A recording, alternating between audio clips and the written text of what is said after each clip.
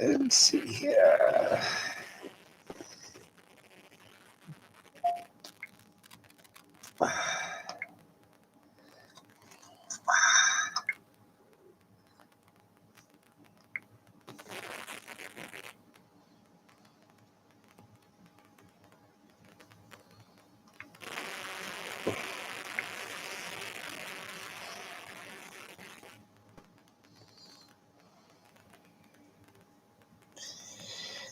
I'm still here.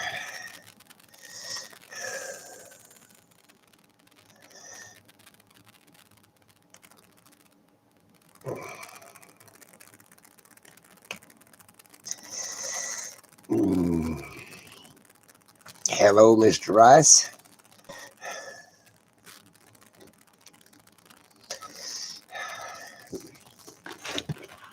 I'm doing pretty good.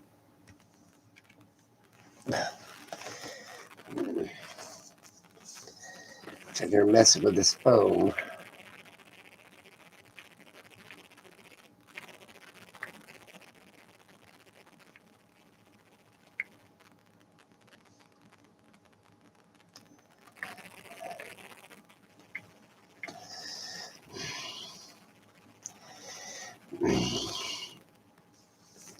Well, when everybody else gets in here, I've had a weird day, I guess. I'll find out what my shirt is. Maybe I could see the candy bar while I'm here on the live screen.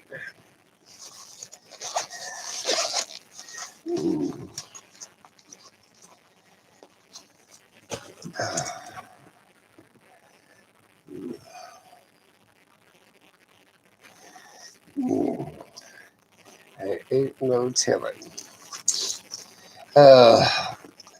My battery in my pickup is shot. I'll have to go to the battery place and get another battery. That one's dead. I mean, completely dead. That's why I bought the one I was in.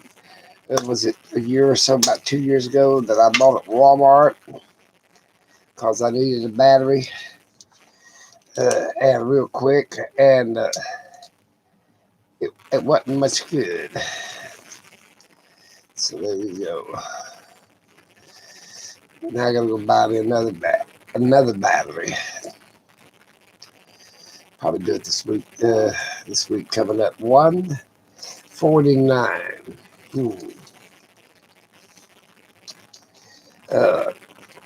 So there you go. I guess I shouldn't be able to eat nothing anymore. I was going to cook pork chops, and I'll do them after I get off here tonight. It won't take me 15 minutes to do them pork chops. I think I'll bake them. I think I'll bake them in the toaster oven, the convection oven. I got a little convection oven. There's a convection oven in almost every vehicle I buy. If it ain't, I'll put one in it. The ambulance has got one, the bus has got one, the house has got one. So there you go. I think the house has got the smallest one. It's got a toaster oven too. It's got 2 toaster ovens, 2 microwaves. I've over-excessed in this sucker. Thank you for the thumbs up, people. I appreciate them. Give me a whole bunch of them. I'm trying to get that 4,000 watch hours. So if I get that, you never know.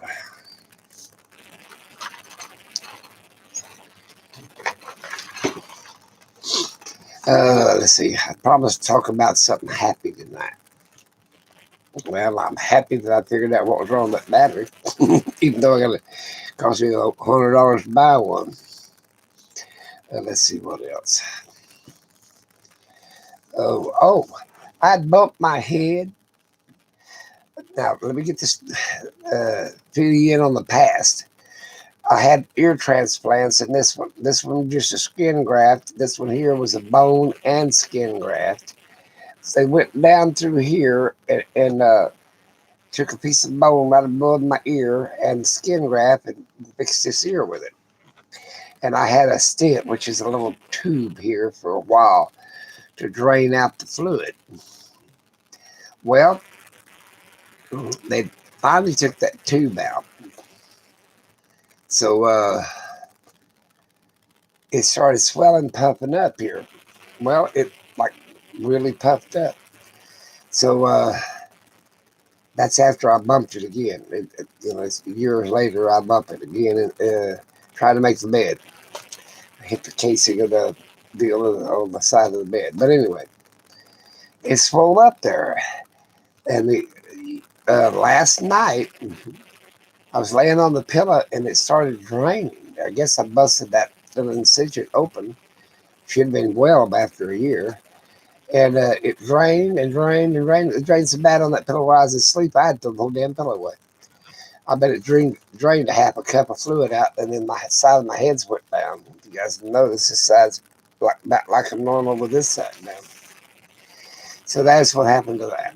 And I'm happy I didn't have to go to the hospital.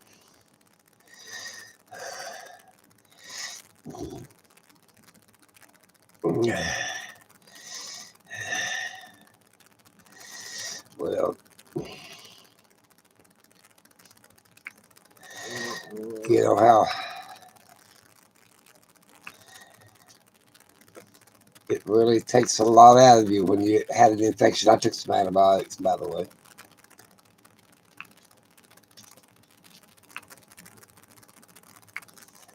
So, like I said, who's all on this thing?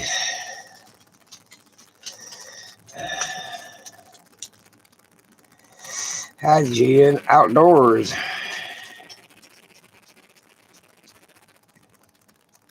Brad and Jen. Jen. Come on, get over here then. We're going to have to fit now. Yep.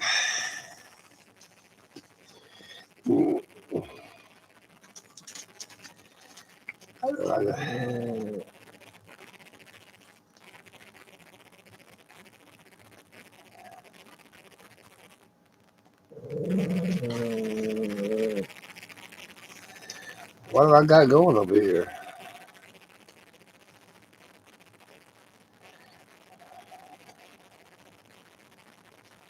You had a live stream?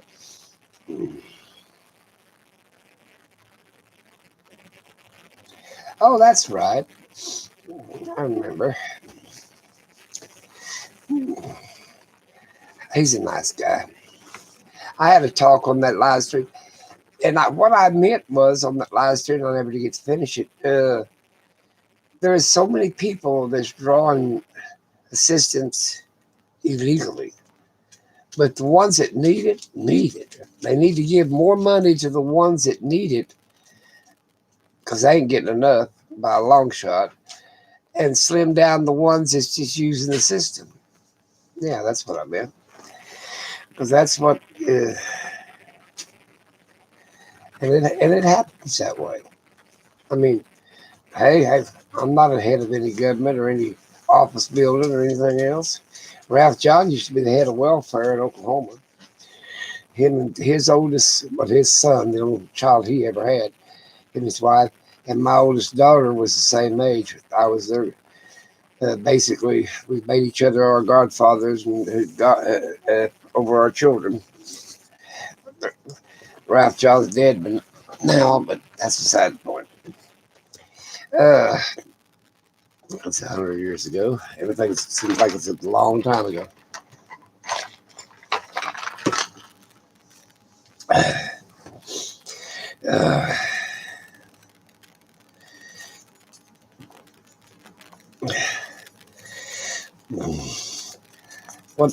You know what I had for breakfast? I had biscuits, sausage, and gravy. I cooked a little pan of biscuits in the the convection oven, a little toaster looking oven thing. It's got air that blows, not like crap.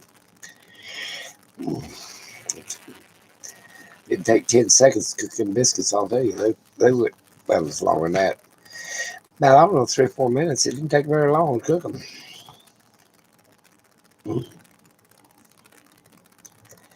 It didn't take long.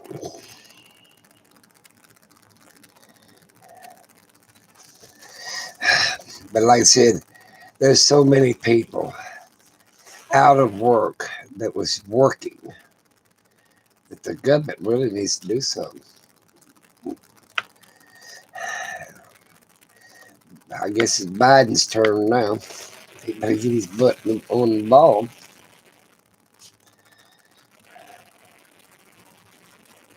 I like biscuits, really. They're pretty good. But, you know, to me, we're at a crossroads here now. I'm going to eat this candy bar. He should have brought it to me. A Milky Way. I better not eat it all, that's for sure.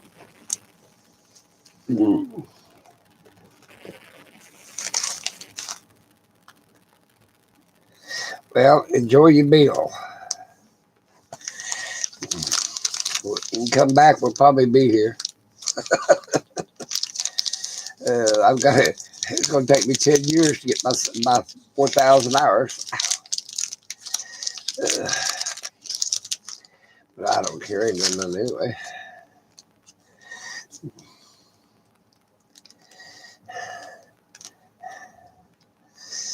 I'm thinking about starting up a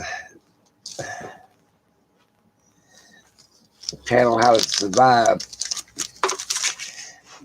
Well, that's about all I let her eat is that little piece of chocolate.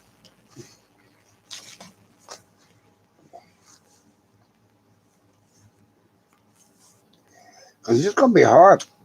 Excuse me, chewing while you're talking, but economy ain't there. We've not got the social help put in place. We ain't got nothing. You having chili dogs for supper? That sounds good.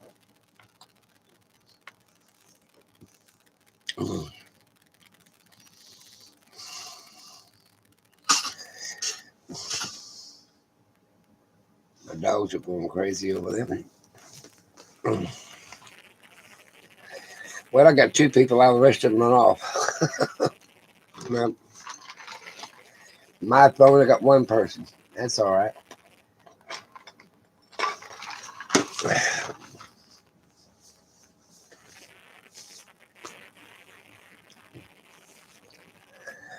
Ain't no telling. I'll have to turn the heater on. It's getting pretty cold out there. I guess it's about, no, wow, they should tell me on the phone. It's 48 degrees. The sun goes down and starts cooling off pretty fast.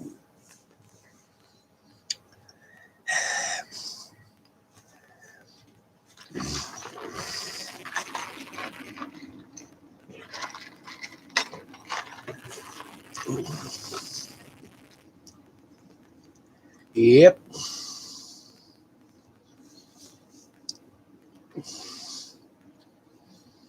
I didn't get to sort through what I want to take in the endless, but I'll do that tomorrow.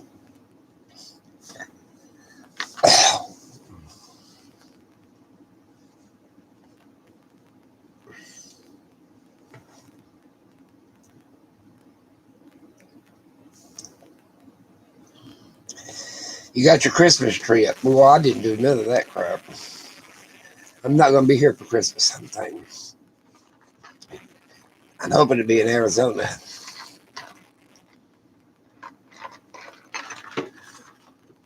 That's what I'm hoping. I wonder if I have to go across the Continental Divide before I get into Arizona. I don't think so. Went out there so many times I should remember, but I don't. You're going to Quartzsite, Arizona. Do you have to cross the Continental Divide? I think the Continental Divide's up around Flagstaff, Arizona. You go to Interstate 40 all the way. Hello, how you doing? June?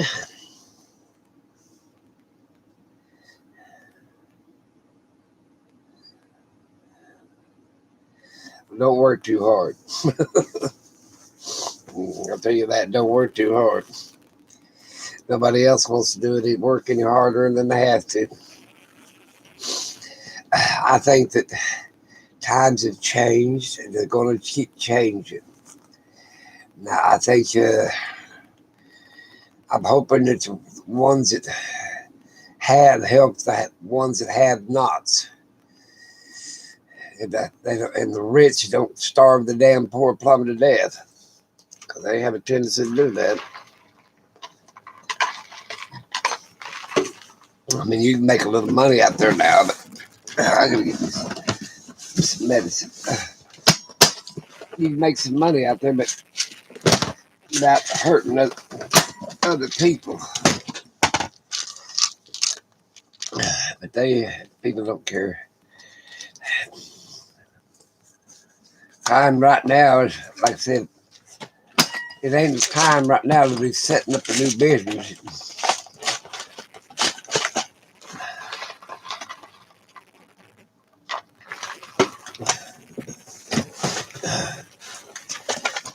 I don't think you could really get it swung off.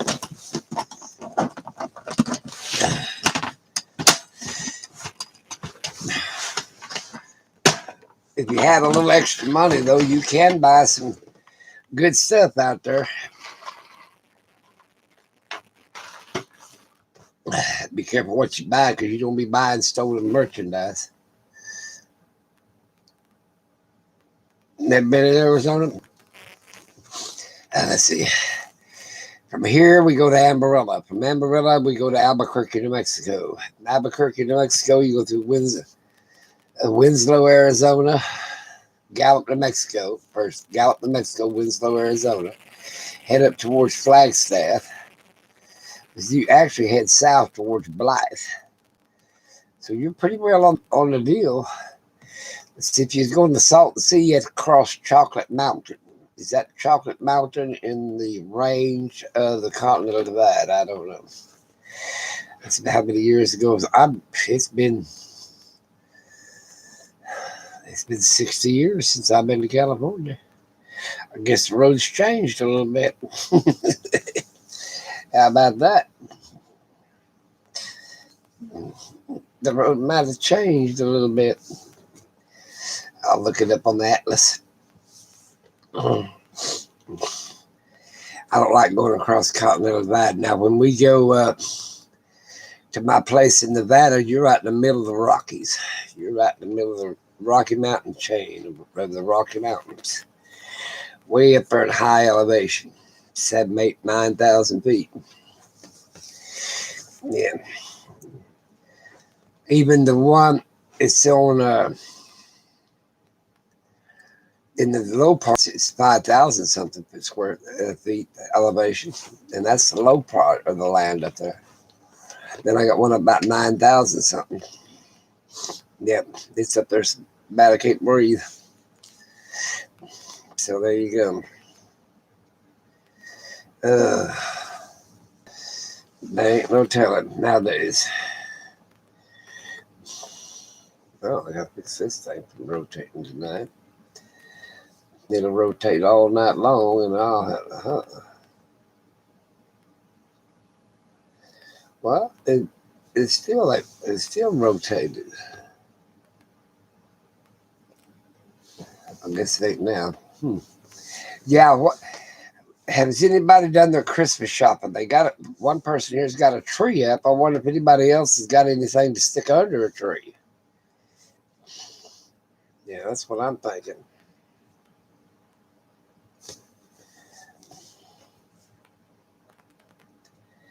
Yeah, that's a long drive. It's 1,100 something miles, almost 1,200 miles. But my place in Nevada is 1,180 something miles from my front door to that front door. Depending on which one I'm going to. So it's about 1,200 miles. So they're both about 1,200 miles. I want to find me a place out there in Arizona. Maybe I will, maybe I won't. I ain't going home with breath. Don't really care that much. But I don't like to camp in some, BLM land's great, but you can't keep somebody from piling right up on top of you. And they have a tendency to do that. I went to a state park once, and I was setting out my stuff, my bedding and stuff, and this guy come by and stole the damn mattress. I looked around, my damn mattress, see him shake it off, take it off down through there with my damn mattress. One of those foam mattresses, but it don't make no damn difference. I said, hell, I ain't got a mattress tonight.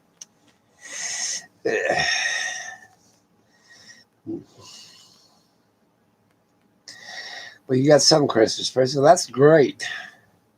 Hell, I started on one, much less some.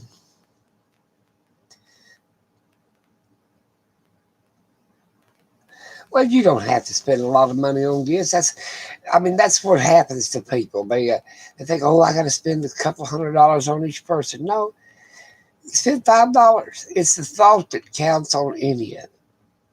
If you ain't got no money, then make them something. We need to turn back the clock to when it was times that, maybe you got a pair of gloves that they made you, or something like that. I mean, or they bought you a book that they run across in a novelty shop, or something like that probably paid 35 cents for it. This $200 or $300 crap. I mean, even kids, sometimes they put too high expectations on a parent. Oh, I've got to have this Cabbage Cat. Yeah, like Cabbage Cat doll when my grandkids were little. Well, really?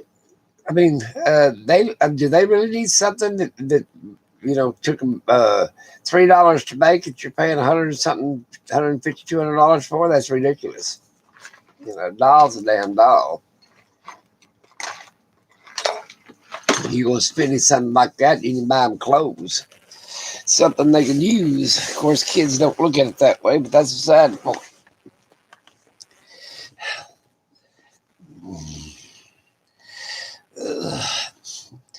But that's my opinion. Come on, people, give me some more thumbs up out there. I figured out how that algorithm works. Yep, I got to fix out the algorithm. Yep. The dog's playing with my foot. Got it laying over there towards the divan. He's trying to play with it. He's the one who woke me up, or I went over. If he hadn't woke me up about 20 minutes ago, maybe 25 minutes ago, well, I'd overslept. I went back and had me another nap. Thank you for the thumbs up over there. It's just nowadays it can be better than what it was, and it's up to us. Are we gonna let our government get away with anything this time? I mean, basically, that Black Lives Matter movement, they threw such a fit that they prosecuted them people that killed what was it? George Floyd? Yeah, George Floyd, that was the guy. That woman that got shot by the police, and her boyfriend shot through the door and hit the police officer in the leg or the thigh or the side, whatever the hell where he hit him. He shouldn't have been firing a gun in the first place. Her boyfriend caused that. They should charge him or something. I watched one the other night. The police thought this little 15-year-old kid was robbing a place, which was wrong, but he had laid down the gun, and they opened fire on him, all 6 of them, and shot him 25 times. I guess they want him good and dead. I don't think you shouldn't have to use deadly force on every damn arrest. You know what I'm saying? Yeah. But my wife, one time, while we was dirt poor, I was trying to finish up college. She was pregnant. We didn't have no damn money. We had nothing. And I was trying to work too, and it said, well, we didn't have nothing. We had a can of peas for Christmas dinner. That's how damn poor we was. And that's all we had was that can of peas. We split it and ate it anyway. She wrote me a letter, and I still got it. I framed it. It's somewhere in this house. About how much she cared for me and how much I was trying. I mean, it's just a heart-filled letter. And To me, of all the things that I've bought over the years, or and not bought, and got as Christmas presents and bought, that damn letter means more to me than anything. You see what I'm saying? Because sometimes something like that means more than, oh, hell, I could buy a brand new car if I want one of the damn things. I bought 2 or 3 of them in my lifetime. It's just a damn old car. Get you from point A to point B. Buy me a new recliner. It's just a damn chair to sit in. That's all it is. Don't mean much. They come, they go. I change my furniture about every 5 years anyway. Whether it's tore up or not, throw it away and get some more. I'm watching that dog. But you can do things that if a person really cares for you and really loves you, it could be your kids, it could be your parents, it could be your spouse. I mean, it ain't gonna be what you gave them. It's the thought that you thought of. Make them a special cake. Like if you ain't got nothing, you can homemade scratch a cake out for about $1. And hell, if you can't do that, go buy one for $1 at the Dollar Tree. Yeah. So that's what I'm saying. Make it a special day for them. That's my theory. Yeah. I'm not getting up, baby girl. She won't go back out in 15 minutes now. If you go out now, I will leave you out for 30 minutes. Yeah, I will. You'll look at me with them sad eyes. Look at this man. Look at that. Oops. Baby girl, what is it? Baby girl, I'm going to have to go put them out now. I will be back. You guys that's got the wrenches, keep it up. Yeah, I don't need to spend $100,000 or $100 gifts or $500 gifts. That's ridiculous. It doesn't make that person love you anymore.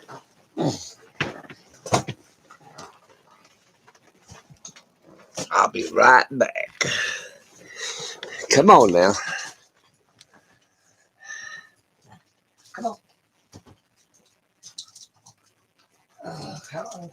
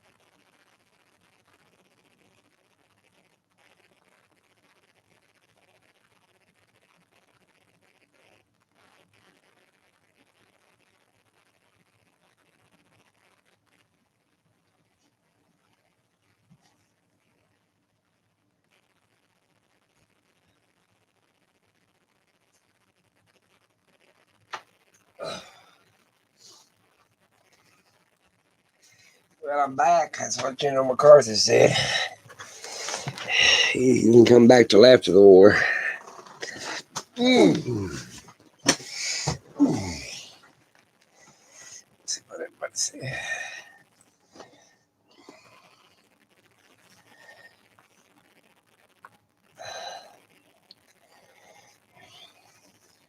Yep. Buy within your means. Do not put anything on a credit card this year. Even your kids. Because if they're so small, they don't understand the economy. Buy them 2 or 3 little $2 gifts. You see what I'm saying? They go by quantity more than they do value, or little kids do.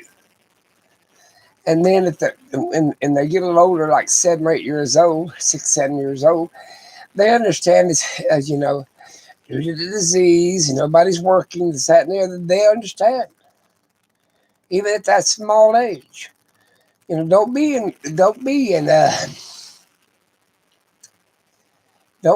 afraid to tell your kids not everything, but they can understand that the world's the way it is right now. I mean, why is people wearing masks? They asked. They've already found that out. Everybody's been sick.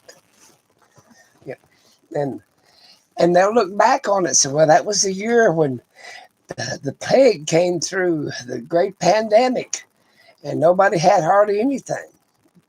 It'll make them give them stronger character. You know what I'm saying? And then if they're real little, you can buy 5 gifts at the Dollar Tree.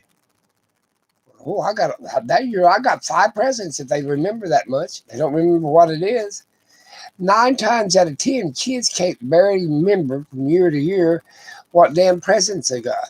Oh, they remember they got an Xbox or a brand new car or something. But most people don't do that. They get them clothes or they'll get them some present. Go ask one of your kids that's 12, 15 years old. What did you get 5 years ago? What did you get 3 years ago? Hell, half of them can't tell you what they got last year. But yet you're going to go in debt for 3 years to pay off a damn credit card that they can't remember what the hell you gave them 3 years ago. See, you see where I'm coming from? You know, you've made that impossible expectation on yourself. That kid didn't make that expectation on you. Oh, they'll be hurt for a day or two and mope around and whatever. Well, right now they better understand that you're lucky to have something in your belly. Yeah. What are you going to do when if shit does hit the fan?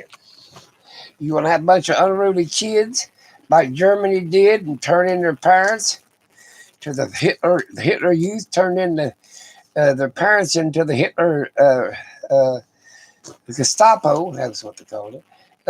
Because they was talking about Hitler, you know, running him down. Yeah, you got to learn your kids that, you know, I love you, but I'm more worried about what's in your belly and some clothes on your back and a house over a roof over your head. Well, I was going to talk about good shit. Well, it is good shit, actually. I'm going to eat some more candy. Get a sugar high here. Get me a sugar high. Yeah. Be thankful. If you're not out on the street eating out of damn trash cans, sleeping in doorways, got rags on your back, you better consider yourself damn lucky, especially now. Tell that kid, what I'm gonna cook you something special for Christmas. What do you want? 9 times out of 10, they ain't gonna say steak. They'll say hamburger. You know what your kids like special. They don't like broccoli. Like a chocolate cake. Maybe some fudge bars. Stuff they've had for Thanksgiving, you fed them anyway. But do not go in debt and trying to pay it off before Christmas comes again. So you can get yourself in more debt. Who's got behinds? What's the problem that is? Some people, it takes 3 years to pay off that damn credit card for what you bought 3 years ago. It ain't worth a crap. Yeah, my dogs, I can buy a store-bought treat or I can cut a piece of ham off and get them. They don't care. Something different than the dog food. And I spoil them. Come on now, there's 6 people and I only got 3 thumbs up.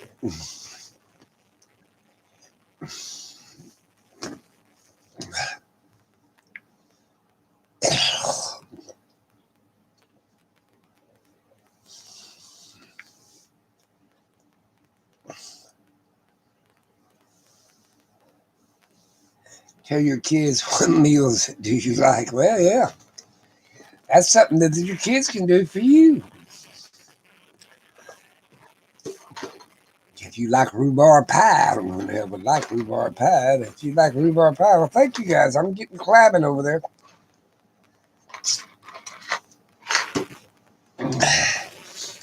I like old vinegar pie. My favorite pie is lemon pie.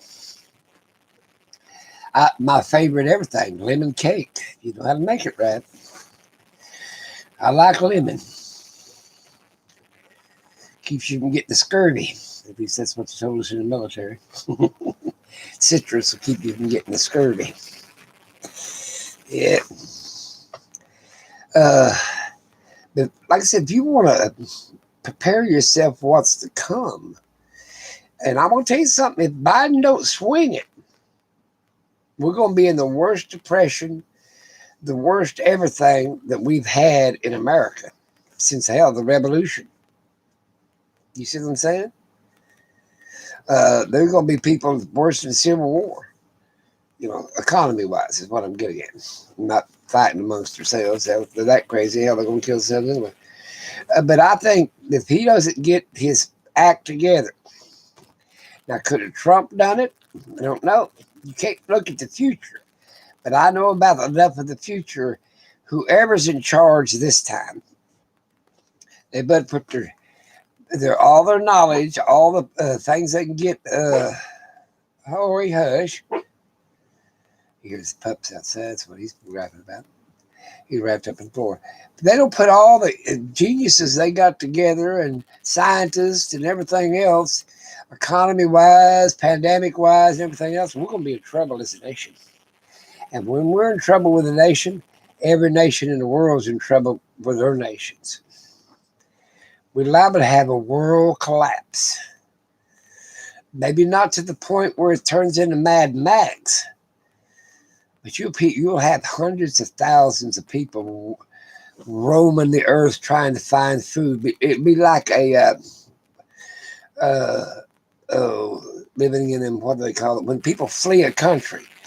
Yeah, you have people on the roads, like during the war. They had them over here during the war, floating from town to town, trying to get work and trying to find something to eat. Refugees is what I'm getting at. You'll be a refugee in your own country. Now, that's going to be pretty damn hard to swallow, ain't it? You'll be a refugee in your own country, and what you're going to be fleeing, you ain't going to be fleeing from anything. You'll be traveling to, trying to find work, trying to find food, trying to find housing that you can afford. You know, these people that's got their places paid for, praise God. If you got, I don't know how many people out there's got their place paid for, their car paid for, got their bills down to hardly nothing. Praise them. They've got their act together because they knew, you know, I don't be owing somebody else. And that's the thing about it.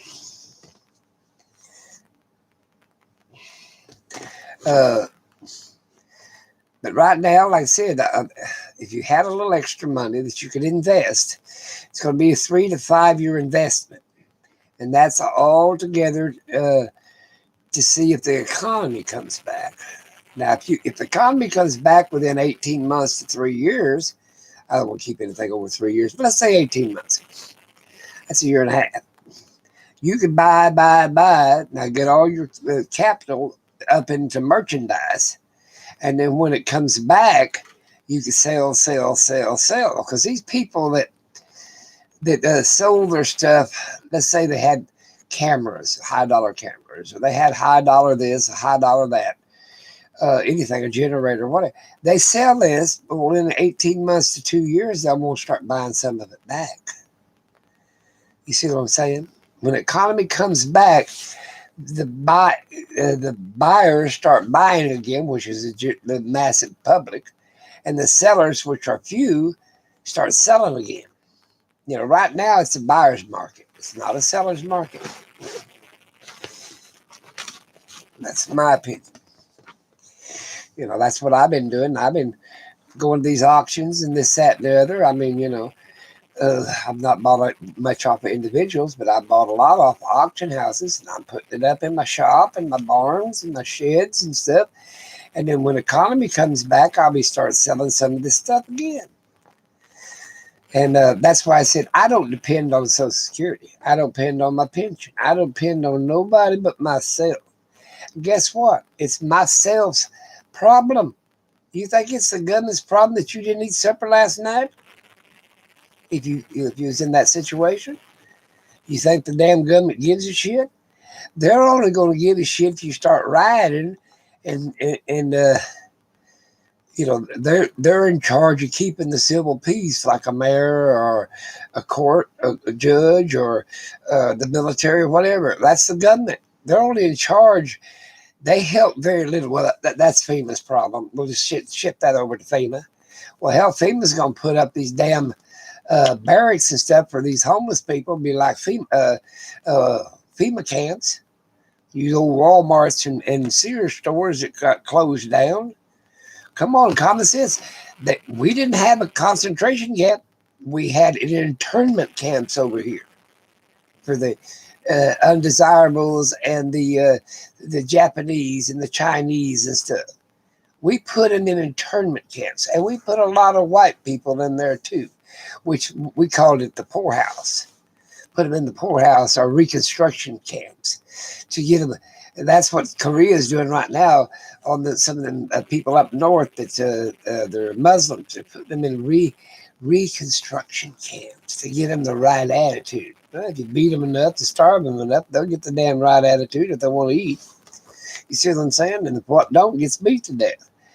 We just as bad over here. Every country's got that extinction plan. You might not think they do. Big Brother's up there watching you. Just like YouTube. He's out here watching you too. A friend of mine got her channel jerked down for saying some little old thing, and I knew she's going to get in trouble for it. And it wasn't that bad, but it was against the rules of YouTube. You know, they besides unmonetizing her channel, they just took it down. She's fighting to get it back.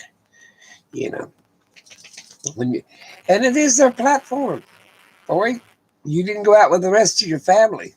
They're out there fighting off the bears and the gorillas and the wolves and the coyotes.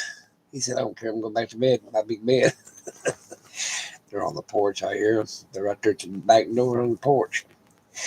But that's what's happening. Now, you listen to all these doomsday preppers and Argentina prepper, what are the other countries? Mexico prepper, Northern prepper, all these preppers. Half of them, what the hell they're even talking about. They just want to sell you a generator or a damn converter or something, knife or whatever. Hell, that's all they give a shit about. I've been through shit rough times. Rough times. I think the Depression's considered rough. The Dust Bowl's considered rough. World War II was considered pretty damn rough. It was all on having to fight for, we had to have stamps to buy things, not food stamps. That's something they just give you. You had to have a stamp and the money and to buy the product. Rationing stamps. That's what they call them, rationings. Had to think. Yeah, I was living long enough back when we had meals, which there's 10 meals to a penny. You had penny meals and nickel meals. It was a tenth of a penny. One meal was a tenth of a penny. 5 meals was a half of a penny. Yeah, they did away with that too. I think they're going to do away with the pennies. I got a lot of damn coppers that don't. And if you're going to save anything, don't save gold bars and silver bars. Them damn things are so hard to get rid of.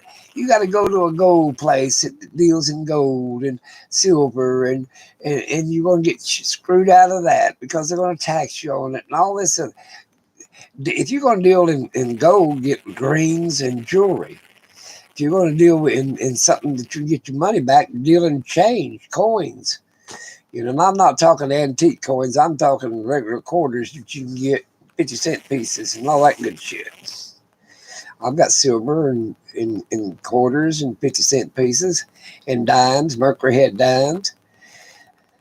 But I got enough of that other change that I can roll up $10 worth of head and go buy me something to eat, you know.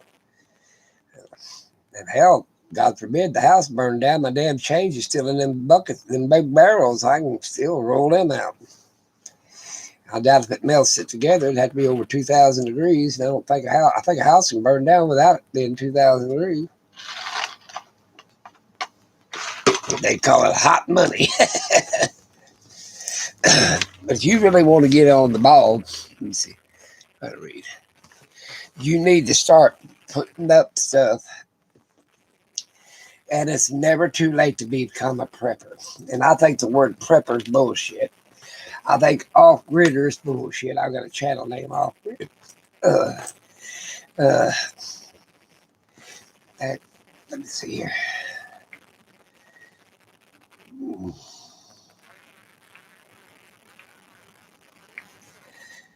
Let's see if that comes up. There's my other channel, people. I just named it something. I've had it since 2015. That's in case this one crashes. Ain't nothing over there.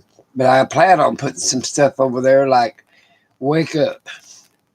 And I don't ever want to monetize that channel. I don't ever want to have any damn thing that collects any money. I'm just going to tell you the damn truth about shit. And I'm telling you the truth.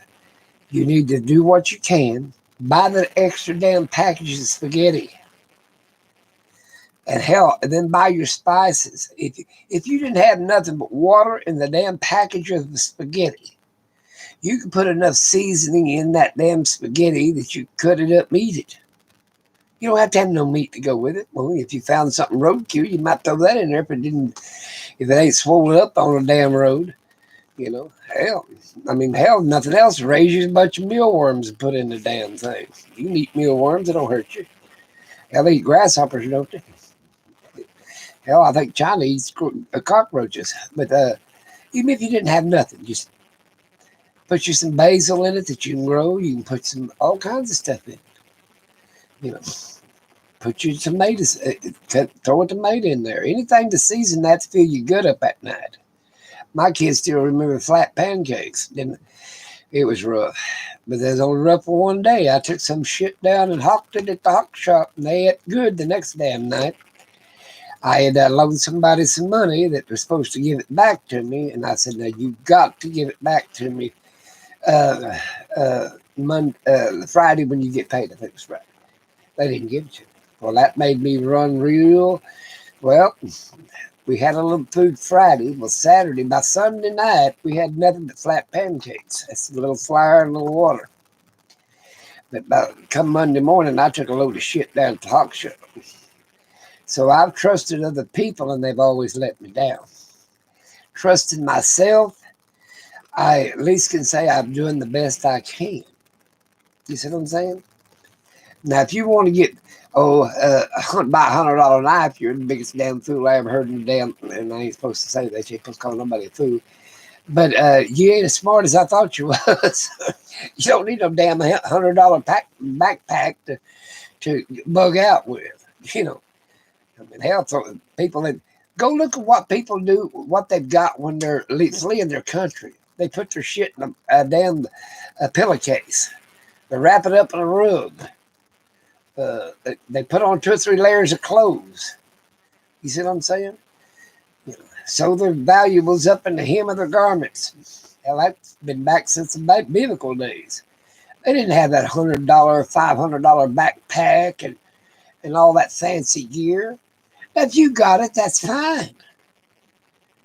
But you don't need it. Now, that's something you want, not something you need. And I'm going to tell you something. Human race has a hell of a problem. Here I am preaching again. Have a hell of a time dividing between their wants and their needs. Like I said, as long as my gut's full now, when you get older, hell, I know the kids are going to come to this house and sell and pick out through it and take what they want. It's only stuff. I can't take your shit with me. If you think the rich people, that's what they're whining and crying about. I don't want to die because I can't take all my shit with me. You know, it's just damn joke. It's damn stuff. You know, I hope somebody gets to use some of my clothes and my shoes and coats and stuff. Like I told my kids, I want you to give it to the damn homeless, and I want you to hand it out. I don't want you to just dump it off at a damn Goodwill center. Hell, they're going to charge. And ain't no damn. I ain't seen no damn homeless shopping in that damn place at all. Have you ever? I've been to a lot of them, thrift stores and Goodwills. I don't see no homeless shopping in that damn thing. Not one damn homeless person. Most of these people's low income or medium income. Hell, I see some rich people in there looking for vintage shit. Yeah, vintage shit. That's what they call it. That's what they call it, old stuff. Vintage. Yeah, vintage my ass. I gave my son a pair of Michael Jordan shoes. I think they made 3 or 4 pair of them. These damn things worth like $3,000. And I said, well, he wanted a pair of shoes. I said, well, take them. He got them and looked at it. Said, Dad, you know what these are worth? He even Googled it. Didn't it? He said, Dad, these are almost $3,000 pair of shoes. I said, yeah, I didn't pay that much. I think I paid $100 for them, something like that. He said, I can't wear these shoes. If I go out there and somebody sees what these shoes are worth, they'll kill me for my damn shoes. I said, well, to me, they're just damn pair of shoes. But I've got a lot of stuff. I got some of them leather motorcycle jackets. It was made back in the 50s. Real good leather motorcycle jackets. But I'm telling you right now, what little bit you can do, you need to get with it. Get with it. And sort out what you need that you can get rid of in the house if you're hurt. It's what like one of the boys hitting me up for giving him some money. And I said, well, you got anything to sell? Well, I don't want to sell nothing. Well, then you ain't hurting. I've had to do it. And this, that, and that. But when he has money, he blows it on this, he blows it on that. Gotta have the very best. I gotta have that $500 knife. Like you can't buy a $50 knife. You know what I'm saying? I mean, he doesn't use his common sense. Look, it's my money. I'll spend it the way I want to. Well, go ahead. But don't ask nobody else when you get in a tight for their money, because it ain't your money. You see the deal of it? I ain't going to tell you how to spend your money, but you ain't going to tell me how to donate my money either. You know. So, like I said, this year you need to watch your P's and Q's, and even with your grandkids and great grandkids and your kids, get them something that show them that you care for them. You know what I'm saying? Take a damn selfie and go down there and have a bunch of pictures made. You know, and I'm not talking 8x10s. Have a bunch of 5x7s or 3x4s made. You know, and give it to and buy the little frames at the thrift store. I think you can get they're 25 cents a piece, 50 cents. Get $1 in each. Okay, let's say you got 20 people to buy for. Well, you could have $20 worth of pictures made. I think they're about $1 a piece, and $20 worth of frames, and give each one of them a frame and picture in it. Here, that's so you remember grandma or grandpa. Or you see what I'm saying? And what do you expect to get them that they can't buy themselves? That's wake up. You're on disability, Social Security, regular Social Security, or a pension, and you're getting hell. I heard people get $550 a month to $2,500 a month off of their stuff. But how much does that kid make in a month? How much is that grandkid making a month? Now, one of my granddaughters is an editor for a movie company. I don't know what it ain't Warner, but it ain't like one I've ever heard of. It's a newer movie deal, bunch of initial shit. But she's an editor. She gets damn good money. They're hurting a little bit right now. She said, well, Dad, Paul, we've not made any movies. We've done a little bit, but we've not released anything, this, that, and the other. In other words, she's still on staff getting a check, but not big checks. Okay, that's what I'm getting at. I mean, but she's surviving.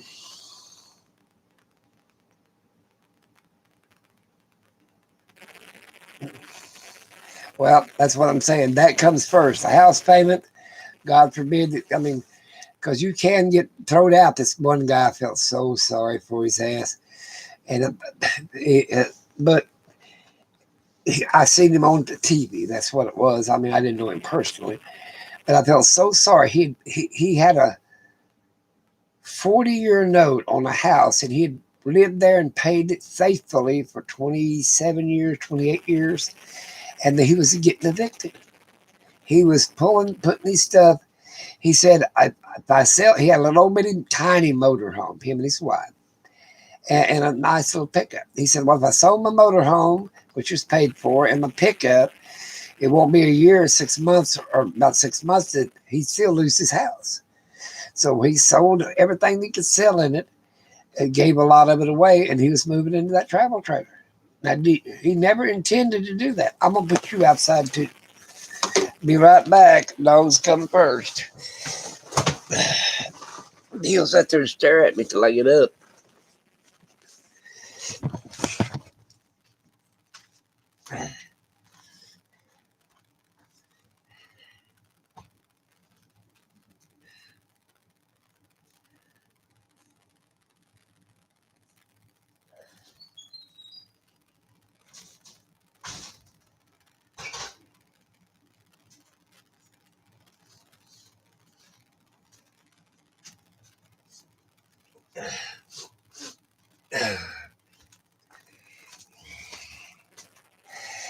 I'm back. I keep apologizing for having to let them out, but that's what happens when you got animals. You know, during the last depression, if there was people that was actually eating their dogs, yeah, and yeah, they was actually eating their dogs. So there you go. And I heard in foreign countries now that people were actually eating people. Yeah. So there you go. So we're not down to there yet, but what I'm saying, could you imagine killing and cooking one of your dogs? Hell, they're like my kids. We'd be out there eating bugs. Me and my dogs would be. I'd be out there on the creek banks looking for little small eating grubs like a monkey eating maggot larvae before I eat my damn dog. They wouldn't know the difference, like killing a kid. But prepare yourself. And you can do it today, tomorrow. Go out there and buy stuff that it ain't going to cost you much to prepare it. And I know it costs more to buy something that you don't have to prepare versus something you have to prepare. But there is products that you can spam will last for a long time. Let's see, honey will last forever. Yeah, things that last forever, I think you can Google out. I've seen about 25 things. Pastas is one that'll keep 5-10 years. You can keep canned goods for 10 years. It might lose a little bit of its flavor, but it'll feed your gut up. You know, that's where I'm getting at. Like I said, where people fall into, they'll go to a person's YouTube channel. You know, and I'm not running anybody down. Kudos for them if they're making a living off YouTube. But they'll go to a YouTube channel and this guy's trying to sell them a generator, or trying to sell them a knife or a backpack. Oh, you've got to have this. You just got to have this. He's making money. That's the way he makes his money. He's not telling the people. It's like a homesteader. They're not telling you that he either got another job and him and his wife are doing this on part-time, or he's depending on his AdSense and his GoFundMe page and his Patreon and all this stuff to keep that farm afloat. And their farm is like 2 chickens, 2 ducks, a pig, a goat. Hell, you eat 2,000 pounds of food a year at least. And that's after you process it. So you can eat every damn thing on that farm and still starve to death because it ain't enough. 12 chickens and a goat, 2 goats and 2 pigs and a cow. Well, that ain't going to be enough. And then after you eat it, how the hell's it going to repopulate after you eat the damn thing? What you got to do is you got to split your stuff up in 3 stages, at least 3 stages. You got to put the old ways in use, the modern ways in use, like your parents did, and then the stuff in the future in use. In other words, go to candles, kerosene, solar. You see what I'm saying? And you need a little bit of all 3 of them. You know, I mean, how long's the battery gonna last? I buy something one every damn 2 years. It seems like. Okay, batteries will last 5 years. 10 years that they're the lithiums on a solar system. But your panels will probably last before they cloud up the glass and that, and it'll last about anywhere from 5 to 10 years. So you need to buy a new system at least every 10 years. Well, I don't use that much electric. Okay. You know how to make a candle. You know, there's 2 or 3 ways to make candles. Beeswax, talum, that's the scraping off of the hides, you know, cook down and make a candle. If you never get down to the Mad Max era, that's what I'm going to call it, you'll lose 90% of the population. They'll die. And old people like me, they're going to die too. We don't know how to do it. We're not healthy enough to do it. You know, I can tell you how to do all this stuff, but can I sit there for hours and scrape the talon off the hide? You know, I can't do that. I'm too old. Like I said, I told my kids and grandkids, I said 18 months, if shit really hit the fan, I would be pushing my limit.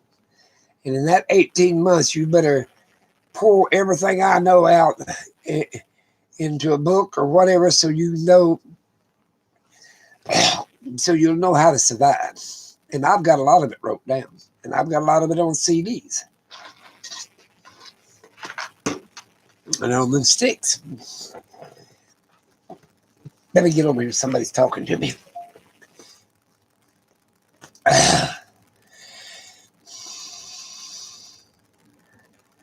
Okay, I'm sorry I missed all this here. My payments. Okay, so.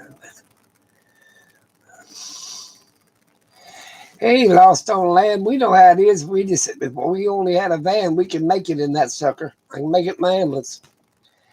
I'm going to go traveling in it.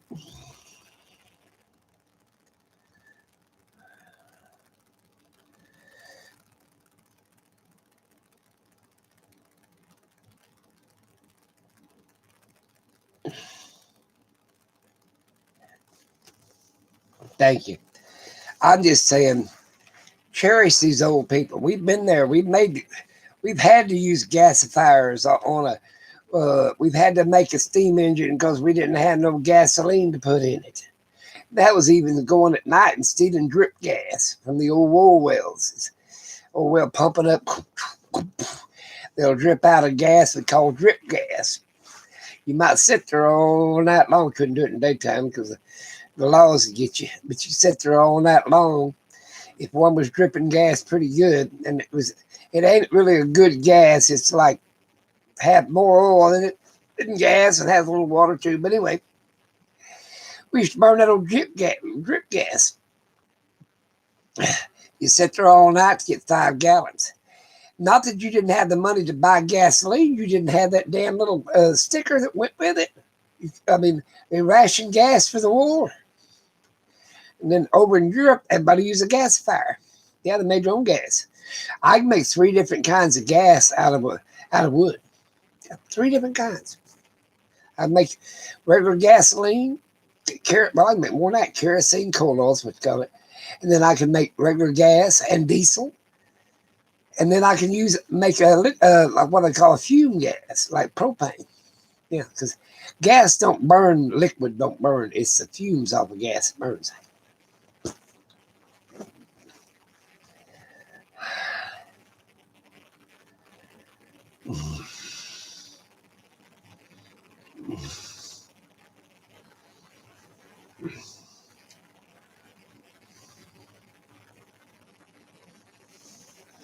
But what do we want first? We want to feed ourselves.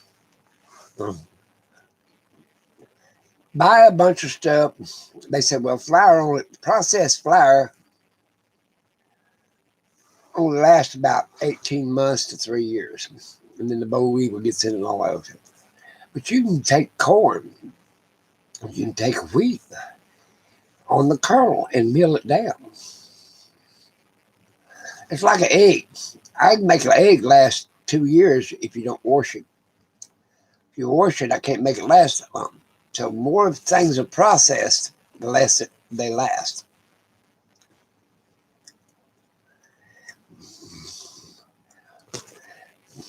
But most of you people are watching these people. There's one old boy out there. He's big, real known out there in the desert. And he starts all these things up. Now he's got a whole bunch of people following him. He's like a guru. He's white-headed, white beard like a guru. But hell, when he first started, I don't know where he does it now, but he used to go in the wintertime, take a bunch of video up in Arizona, courtside and around, then go back up there in Washington and stay with his mama in the summer. You can't stay in the desert in the summer. And now he's got a great big following and got people working on his staff. They're giving away minivans and all kinds of shit.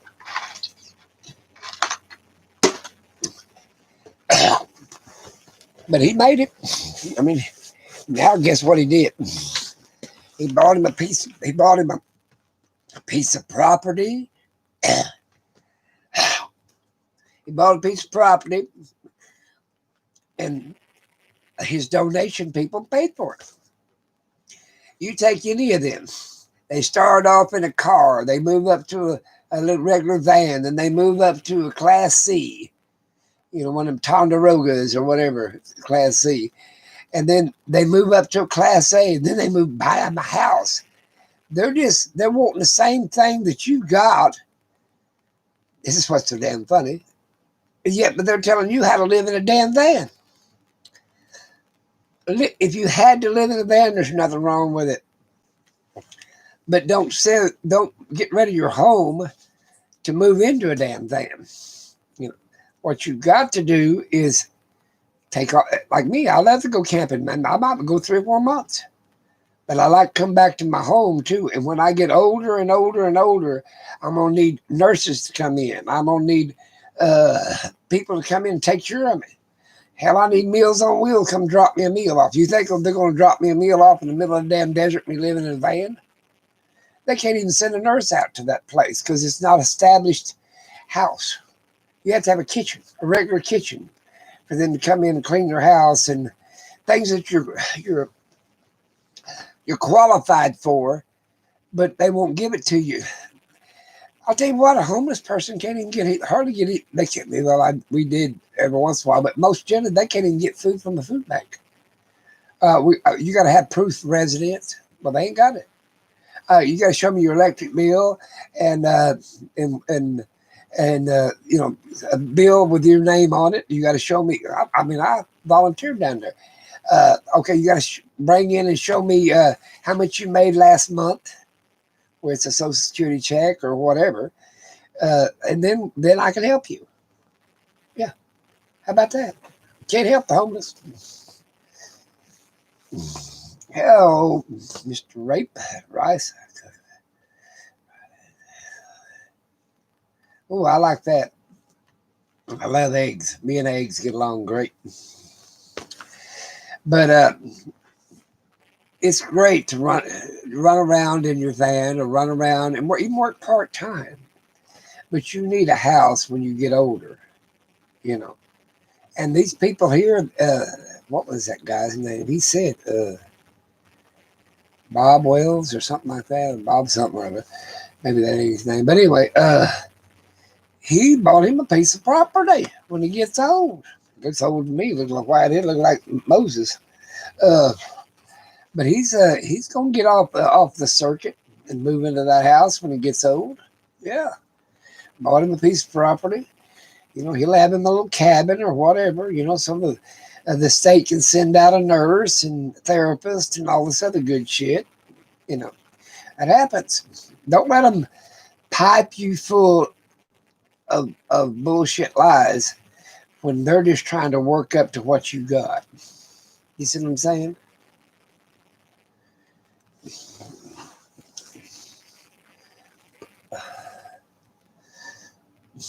Hello, Rosanna. Outdoors.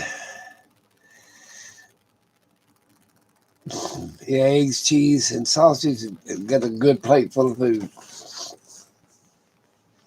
I know I just rattle and this, that, and other. People don't pay about that much attention to me. But all I'm trying to do is save myself. And then my kids, my grandkids, my great-grandkids. So, now I get about, I don't know, used to get about 10% listen to me. Now I'm getting about 45, 50% listen to me. And you can't save all your kids. Let's say you had 20 relatives. You can't save all them people because they ain't going to listen to you.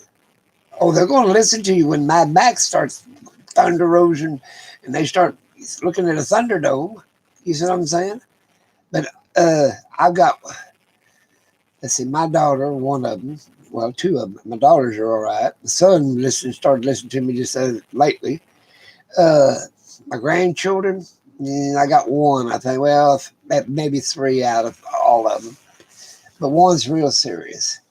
You know, she, like I said, she knows because she's up there in high business. You know, she's an editor for a movie theater, a movie production and magazine. There's some kind of late model magazine. She knows what's coming down. She's seen it out there. She's been all over the world too. She's seen third world countries collapse. You know, if you're a reporter or whatever, and she's an editor. So you know. I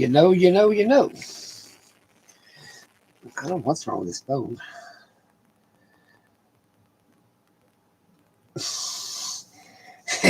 Well, thank you for having a lot of faith in me. But I will say one thing. The younger you are, the better chance you've got. I can't get out there and walk. Let's say if I had to bug out, I might get out there half a mile. Hope to God they didn't follow me. And you wouldn't want to follow me as much traps and stuff I would set along the way. But I couldn't be like the death marchers in Europe.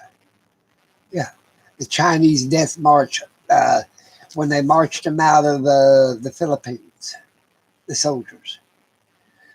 Hundreds of them died because they were now malnourished and this, that, and the other, and sickly and whatever. But if you're in good shape, hell, I can get out there.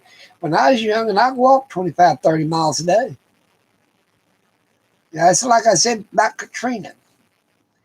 If I knew this damn hurricane was going to come in 3 days, they had 3-day warning. Well, that's 30, 60, 90 miles in the, you know, if you're healthy. There's one guy I seen, he was a homeless guy. He had a shopping cart. And he said he walked about 10 miles a day, 10, 12 miles a day. So let's say 10 miles. He got 30 miles away from that storm before it hit. He's going down the freeway, pushing his damn shopping cart.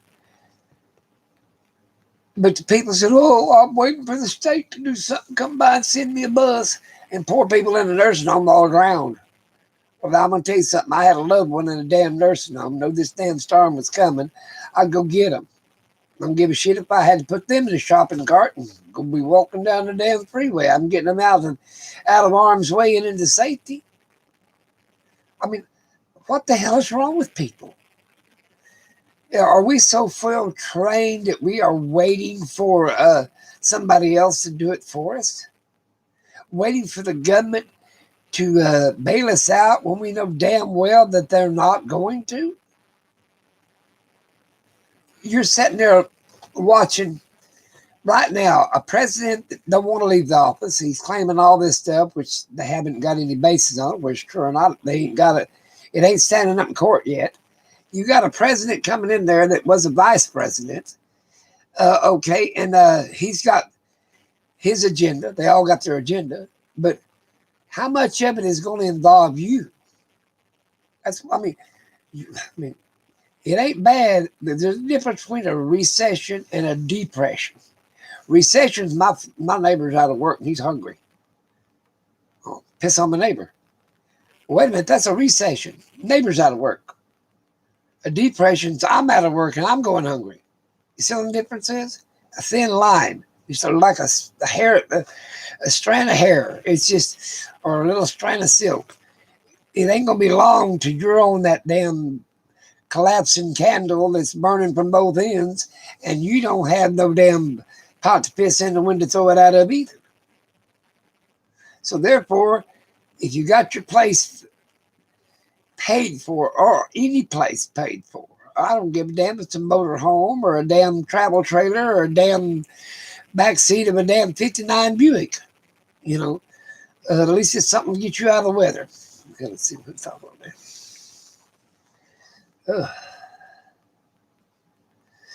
Well, let's see what's up here.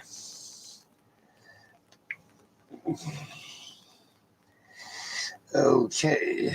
Hey, Mel. Now, he can show you how to save money. You got the right attitude. Penny saved is penny earned. That's what I always said. There's Gail.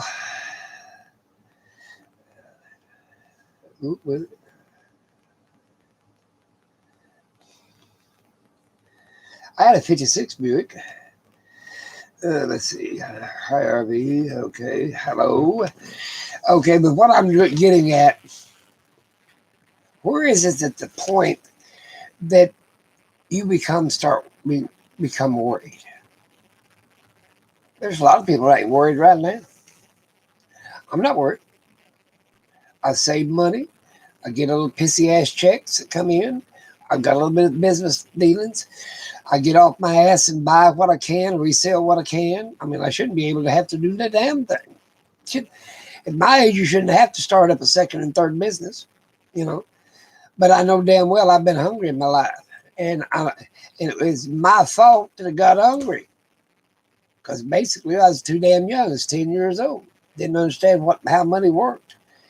But now, it's your fault to go hungry. You know, I mean, I see that work for food. Go offer one of them some bitches a job and see if they'll crawl in there with you. Said, man, I got a bunch of leaves I need raked, and hop over in the pickup. I'll give you, I'll work for food. I'll give you 20 pounds of food. You will work for me 2 hours. They ain't gonna work for you. Get the hell out of here.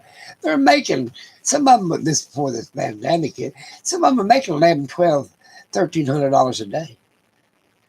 That sign will work for, and I've seen they'll drag up an old skinny dog, or they'll put a couple of their kids out there with them. All they're teaching them is to mooch and bum. They might as well put a GoFundMe up. The other day, me and my son was going to town. And I saw this damn little sign said, I need a beer. I said, hey, I waved his ass over here and I gave him $20. At least he was honest. He wanted a damn beer. You know what I'm saying? And that word for food's bullshit. So when you see all them people up there crying upon them, street corners, that's bullshit. That old boy was an alcoholic. You could tell he was damn drunk. At least he was honest. He needed a damn beer. And I gave him $20 to go get him one. Hopefully he'll spend something, maybe a pack of cigarettes, because you usually smoke a cigarette. And maybe if there's a little bit left to buy him something to eat. You see what I'm saying? But at least he was honest. I needed damn beer is what he said. Of course, a lot of people just speeding on by him and didn't give a shit. But hell, right up the street was one. Oh, they had some 7 or 8 year old kids sitting out there and they're dressed in rags. And I've watched them people before, them same people. They went over here and got into a fancy car that, I'd say $60,000, $70,000 car. You see what I'm saying? He was just showing how to mooch and beg off the people that they're so damn gullible. You see what I'm saying? That's all he was teaching his kids. to be dishonest. You see what I'm saying? There you go. Oh, what the hell's wrong with my damn phone? I'm doing pretty dang good. But what I'm thinking about putting up a little channel besides this one. I've got another channel, and here's my channel on it. You can find it.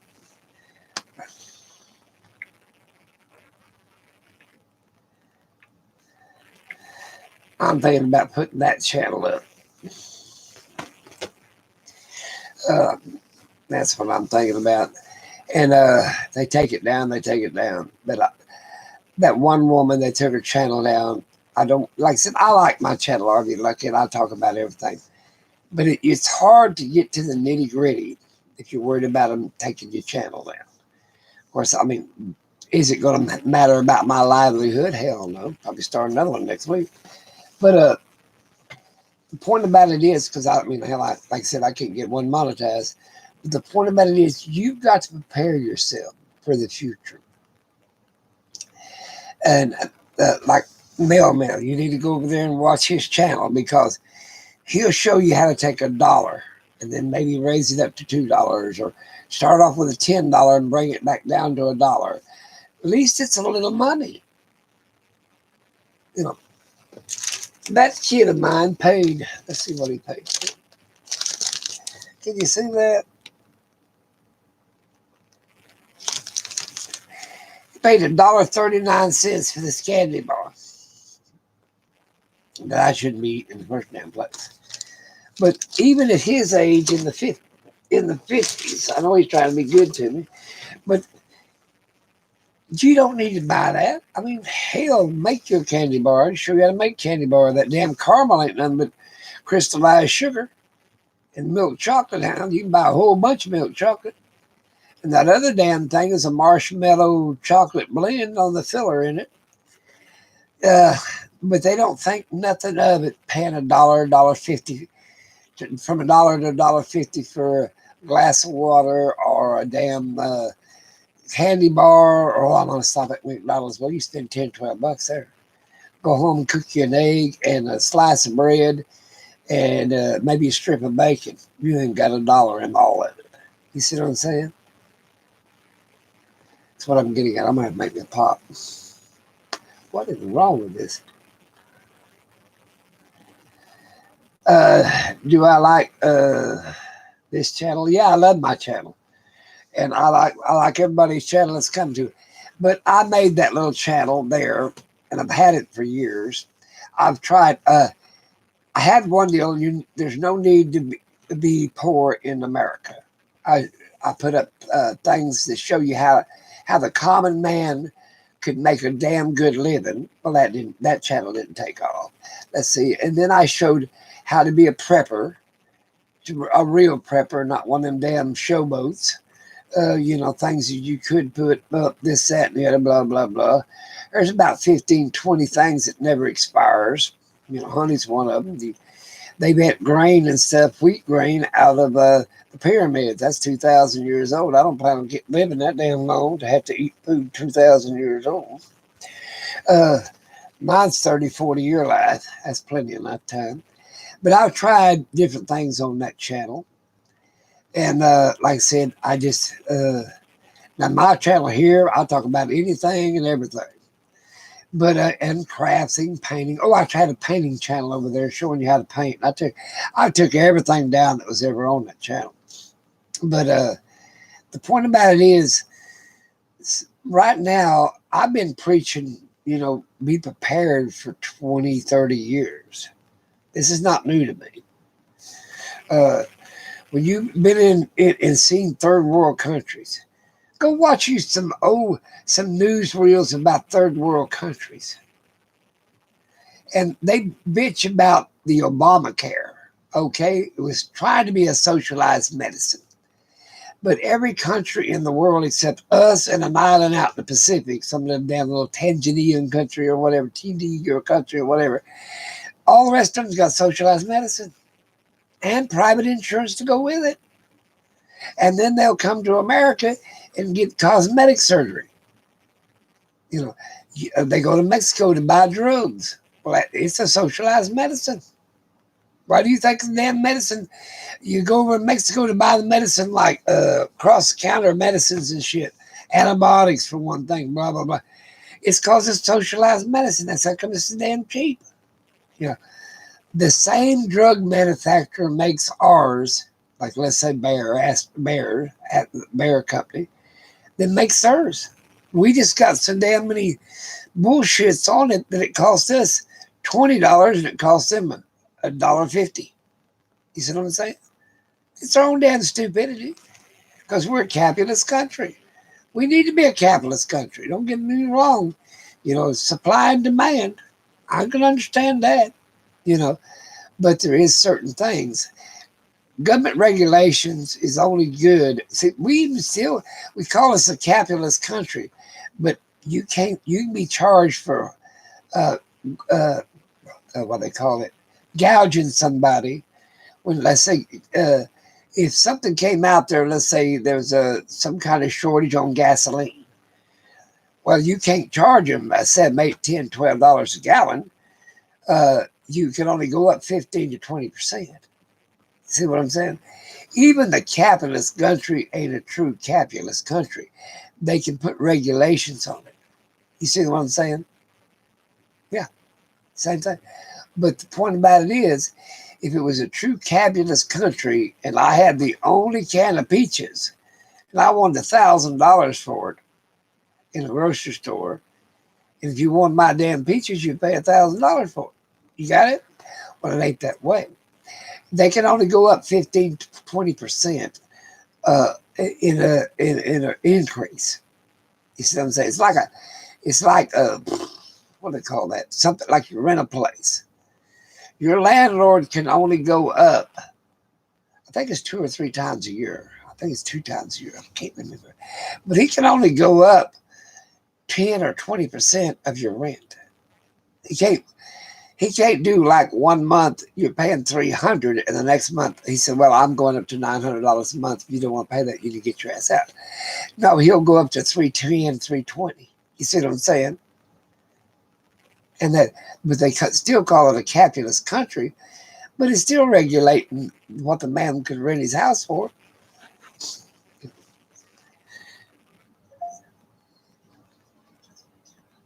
Oh, I'm doing fine. Everybody's doing fine, Gail. We're all great. Thank God for that.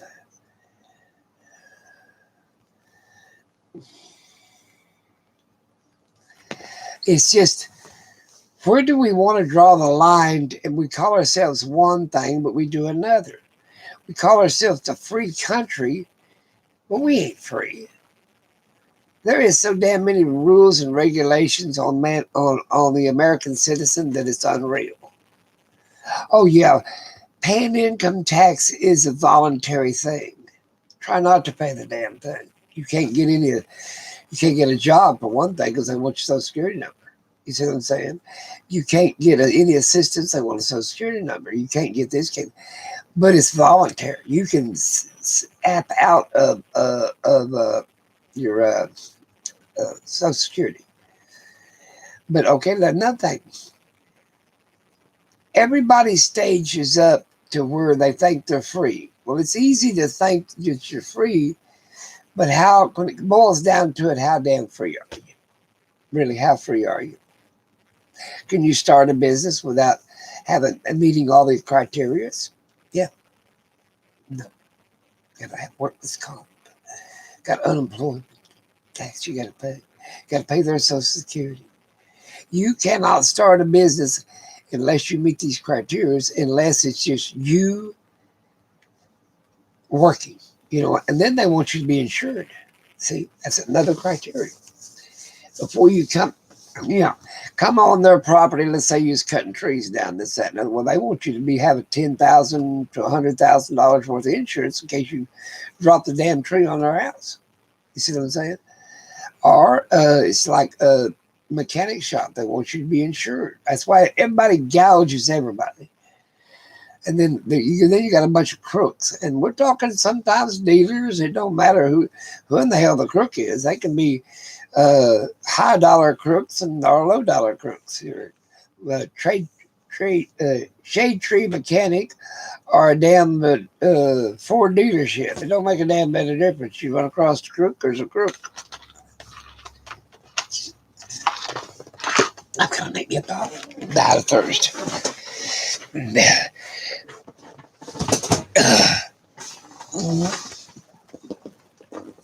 You should ask in your mind two things. What do I want for Christmas and what do I need for Christmas?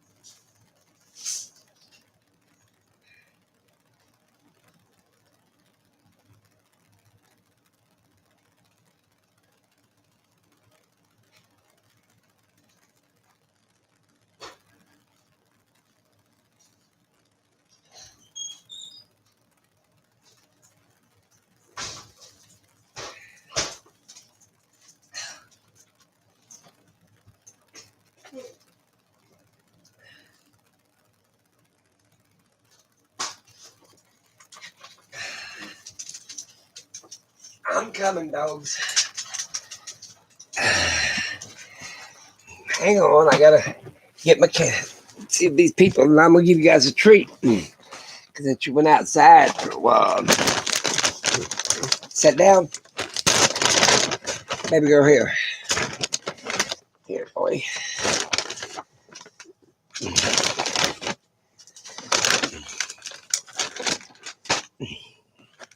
Well, I fed him a treat. You guys gonna have to slack up on them treats now. You're getting costly.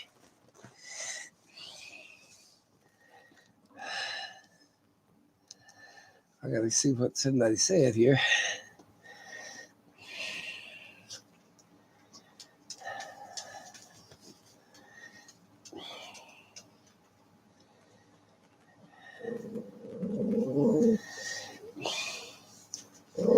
Yeah, if anybody's got a channel, put their description over here.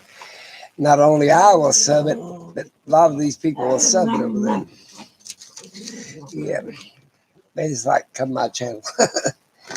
Oh, I don't know. Like I said, keep your kids healthy, keep yourself healthy, and that's saying a hell of a lot right now. Or you quit. I mean, the COVID's got a lot of people sick. And it's more than, it's a myth, and it's not true and all this other stuff. There are a lot of people. I've got a niece and a nephew, and probably more of them that's got the COVID right now.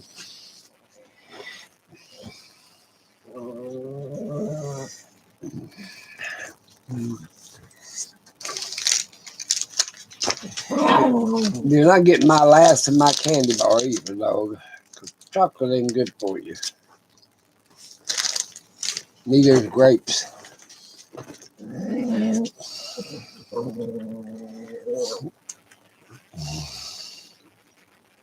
What do you expect to do for Christmas this year? I wonder.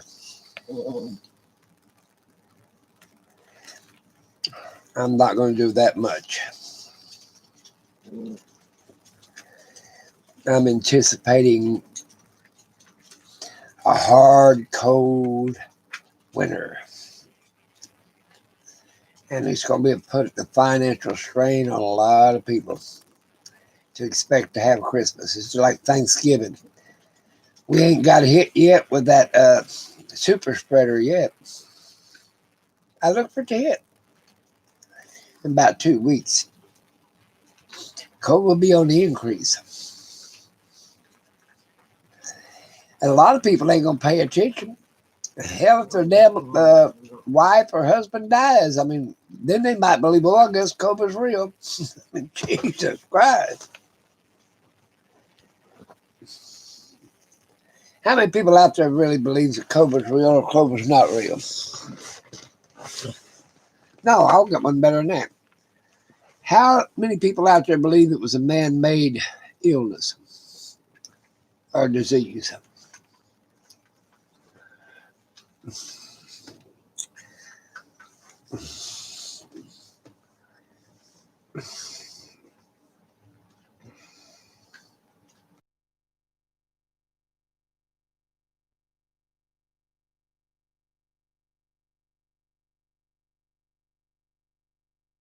I didn't want to hurt your ears. I had to holler at them dogs.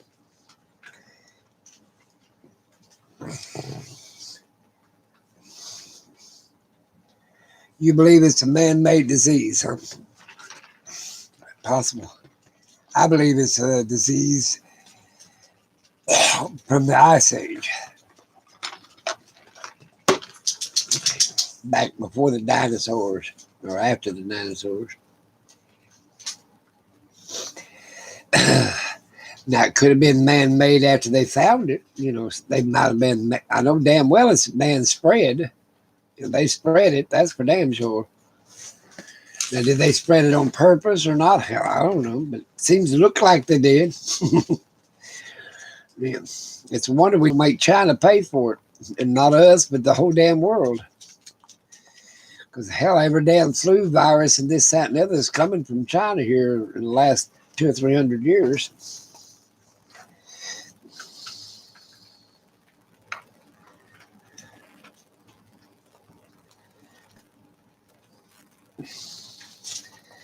That's what counts, Gail, is just having, being nice together, get your relative, be together within, be careful, make sure that everybody's healthy, but spend time with one another. That's the biggest precious gift you can ever do. And that's something that COVID has hurt us with, because they won't let you spend time with one another. You can't go to the nursing home and visit grandma, grandpa, or whatever. I mean, they won't let you congregate over 10 people in a house, and they all got to be the ones that lived in the house and all this other shit. It's hard now to be. It seems like they want to isolate ourselves, or the whole every damn government in the world, and they don't want us to have good information. That's something I couldn't understand. Okay, Trump said this one thing that bothered me. Well, I didn't want to excite the people. I didn't want to alarm the people. Well, they're tough. They're grown. They got big britches. They can handle it. Yeah. But to be kept in the dark and not being I mean, he was almost have to be forced into making ventilators. He almost had to be forced, and he never did sign a congressional order to make like companies make them. They just stepped up on their damn own and started making them. There's a lot of things you can do. UV entryways that shoots UV rays that would in these stores that would cut down on the germ. UV in the ventilation system. I mean, hell, I could build a bunch of shit that would help them.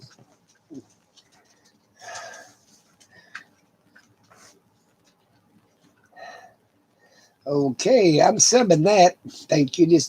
Thank you. Let me check out and see if I gave you a sub. Thank you for doing. Everybody do that. We can sub them all. Because I watch some of these people, but I like the smaller channels. I don't like going to 47,000 people. I mean, and they got 780 comments. Hell, they don't even read them.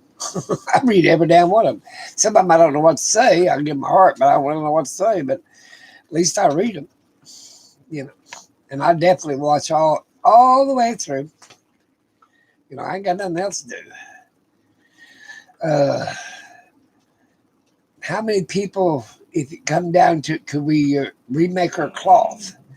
Would you, like, I was watching some of these shows where they took old cloth, like yarn and stuff, and redid it to where they make clothes out of it and stuff. I mean, We've got to be able to be self-sufficient. Well, that's what they say on these farms, these homesteads. We're self-sufficient. No, you ain't. You're not self-sufficient. I don't give a damn. The reason I'm saying that's what the Puritans, Amish try to be, is self-sufficient. And they're trained from birth. All right. You're going to be a homesteader, and I've been a homesteader for 5-6 years. That ain't nothing compared to be trained from birth. Because when you depend on the outside world for anything, then you're not self-sufficient. They trade amongst themselves, and then they barter amongst themselves, and then they turn around and what they have left extra, they sell and pay their taxes and this, that, and the other. And they even grow a tobacco crop. Not that any of them use tobacco, but they grow a crop.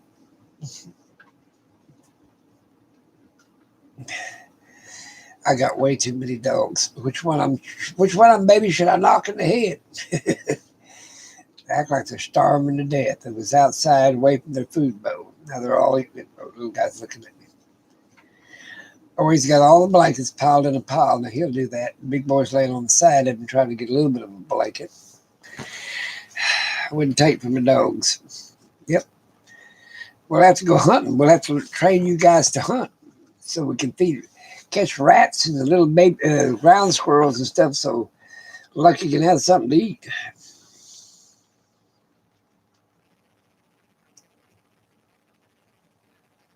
There you go, Gail. I learned how to make quilts. My grandmother learned me how to sew.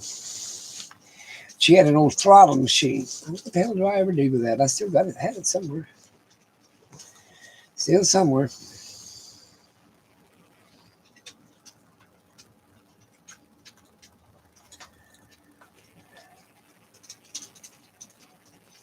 There they are, the good and heavy quilts. I'll tell you what they made during the Civil War. They made a widow's blanket. That's what they called it. It was a quilt, but they called it a widow's blanket. Now, what you do is you take one of them larger dolls with a long hair, and stuff like the Victorian looking doll. You take her. There's all glass porcelain dolls anyway. They took the legs off of it, but they made a pillow, a square pillow. Put the doll in the center of it. Of course, sometimes they put the legs in there too and put them inside in case they ever decide to get rid of the quilt and just have the doll again.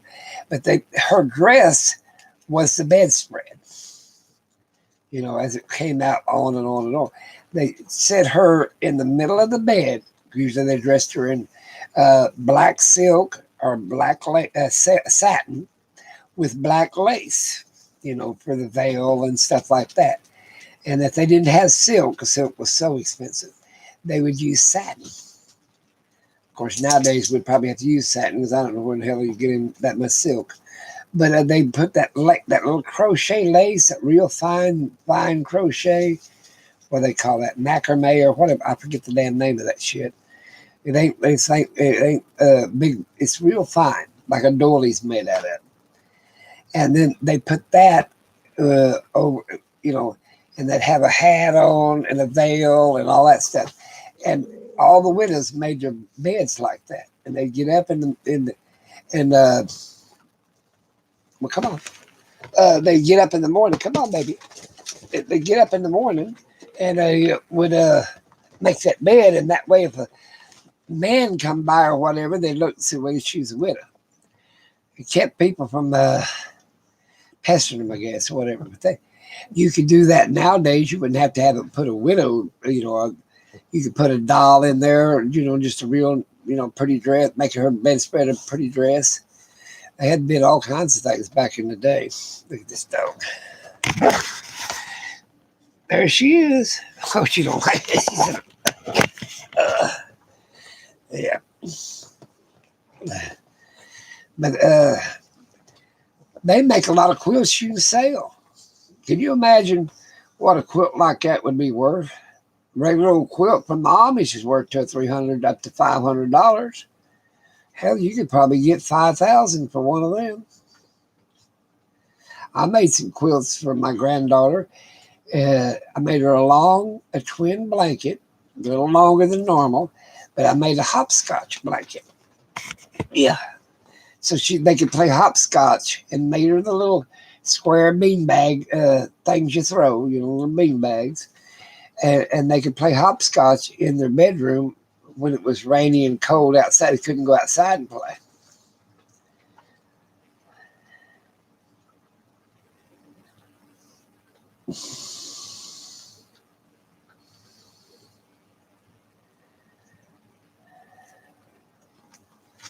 There you go.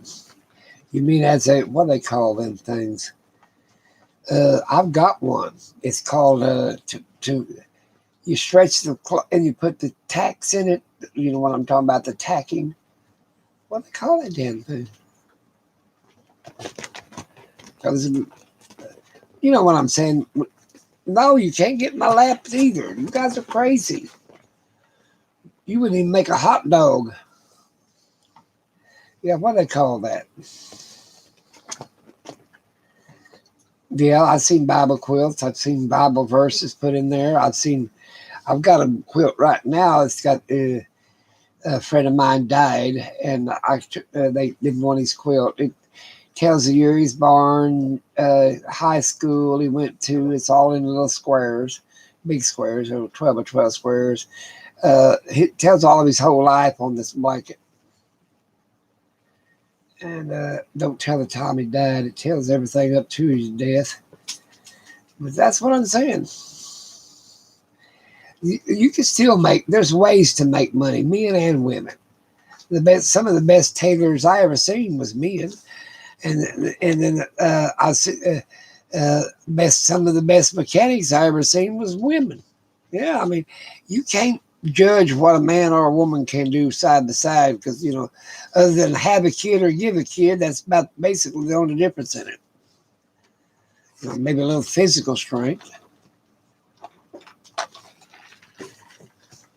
But we can still make a living during this pandemic, but we're going to have to be ingenious. I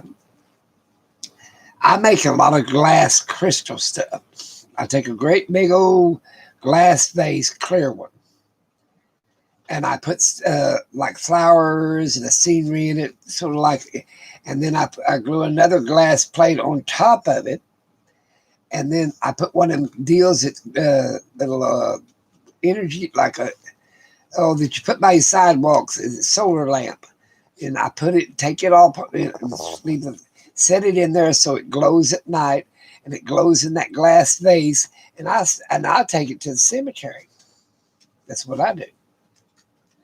And I put in fact, I got to get back out there. I'm just dreading it. See, her birthday was the 10th. Our anniversary was the 20th. Thanksgiving was the 25th. That's October. And then she died in November the 8th. And then November the 25th is Thanksgiving. Then Christmas is right there. I mean, that from October to January, even after, I'm sort of depressed all the way through that because I got insurances to pay, land taxes to pay, plus memory. It's just a bad time for me. And I got depressed. Not where I want to be suicidal or anything, but hell, I got depressed. Yeah.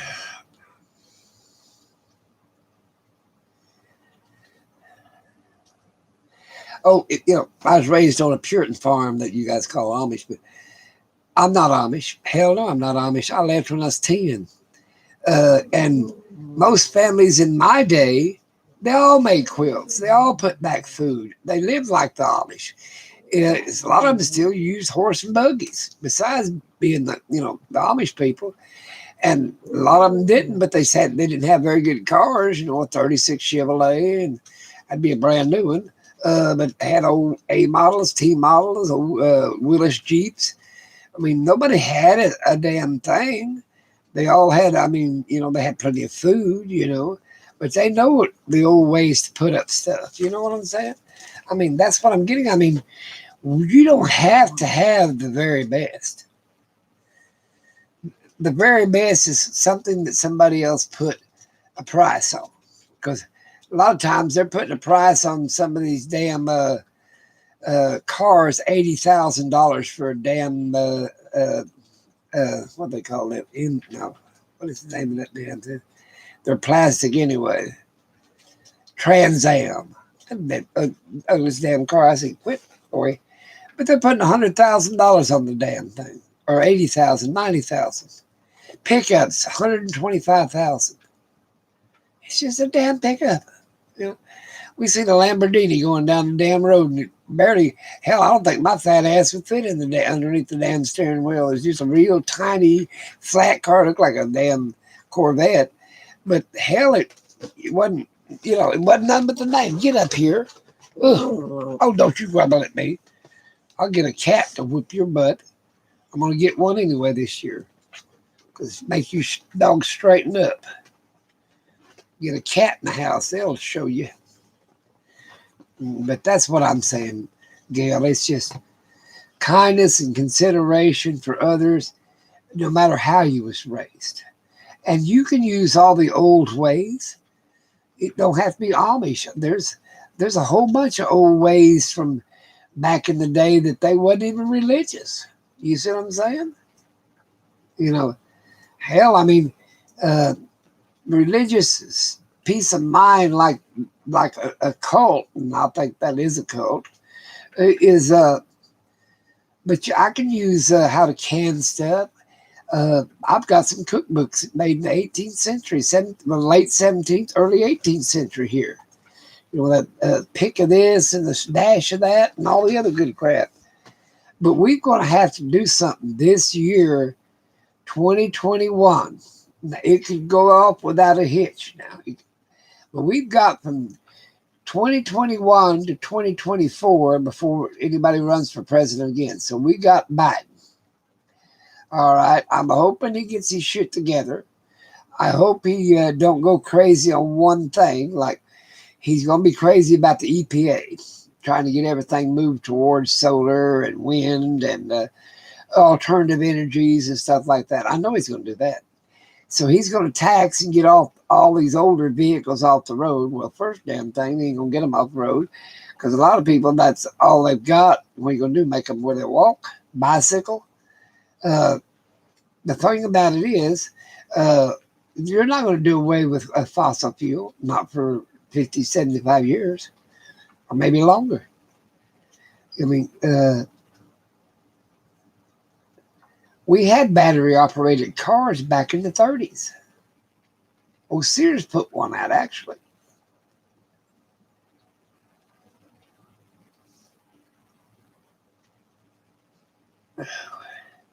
No, it's just the way you were raised to put back food. Everybody put back food in the spring and in the fall for the winter. Making jellies and jams in the spring with all the berries and stuff. And then in the fall, we put back the potatoes, the carrots, and all our underground fruits that came to harvest, and along with our sweet potato, along with the pumpkins and the melons and stuff. Hell, we used to make watermelon preserves. Hell, people don't even know how to make watermelon preserves anymore. I'm sure you can Google it. But that's another thing. We depend too much on Google. Write this shit down. Google might crash. Now, what the hell happens if we ain't got a way to know how to do this? I prepared for an EMP. Now, is another country going to hit us with an EMP? Or it could be just the sun itself. That'll drive us back to the almost the Stone Age, at least before pre-industrial age. In other words, we ain't going to have no damn electricity. We ain't going to have nothing that works off of a chip. We're going to have none of that shit. Let's go back here and read something.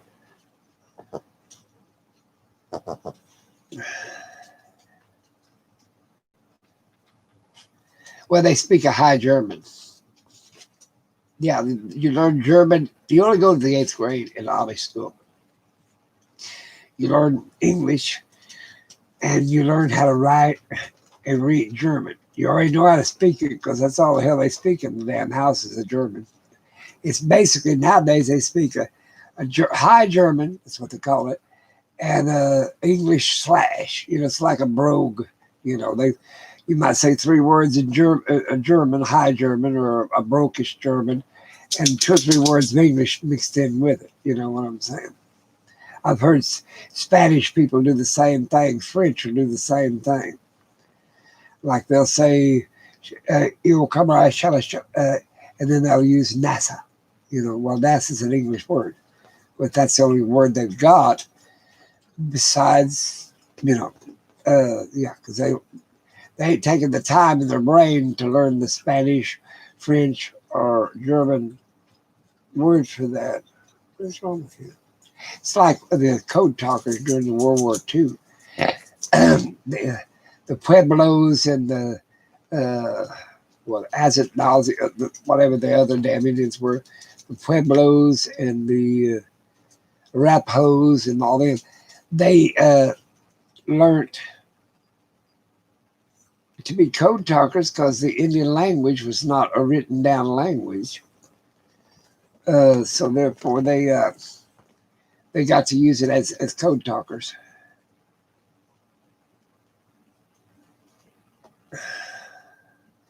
Well, there you go. Oh, I look for when the EMP hits. Now, when it hits, I'm going to tell you something. No more electricity. And you're going to say, well, how come? And I'm going to tell you, it corrodes the wires. Haven't you ever seen, like you pick up your cables to your car and the whole cable's corroded? You got that powdery acid stuff all the way through it. Well, that's what's going to happen when an EMP hits. The air will corrode like the high lines and stuff and fry the chips and everything else. It won't be able to carry electricity. It'll have it's like an insulator. It'll be insulated so bad with these other impurities that it won't carry electric current. And you need a Faraday cage for that. Now, I can make you a Faraday cage big enough to cover your whole damn house, or little enough to cover your damn cell phone. I've got a few of them myself. I wrap up my. I take the battery out of my laptops, and I got the old laptops that's got the CD-ROM in it, and then wrap it up. I take the battery and wrap it up separate, along with the cord, your little junction cord that goes with it, little box. Wrap all that up, aluminum. Put it down in an insulated box, usually a galvanized box with styrofoam insulation in it, and so on and so forth. And then on top of that, you can use chicken wire or whatever. Well, when the EMP will go around the box without ever penetrating it. And then you take your CD-ROMs, you leave them out because they're not affected by EMP. So you can find out how to do a gallbladder surgery, build a gas fire, anything on that CD. Now, a stick has got a chip in it. Load it down on a terabyte hard drive. It'll be affected, unless it's inside the Faraday cage, it'll be affected by the EMP. So therefore, you have all your literature. You can download everything on Wikipedia except the pictures on 1 terabyte. Remember that. And how many people have downloaded? I've got probably hundreds of CDs that's got important stuff on it. How to turn like a gasoline engine into a steam engine. How to build a gas fire. I mean, the energy. I got one for energy. I got one for medicine. I got one for natural herbs and stuff. Because if I die, my kids are gonna be alert. They don't know what mushroom to eat, what mushroom not to eat. You see what I'm getting at? Go look at it.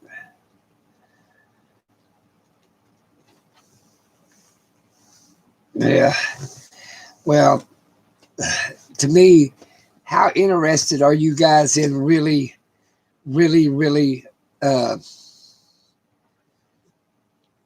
being taught or getting information about being a prepper. And I hate the word prepper, but be a survivalist. That's what you really would be. What are you doing, my little guy?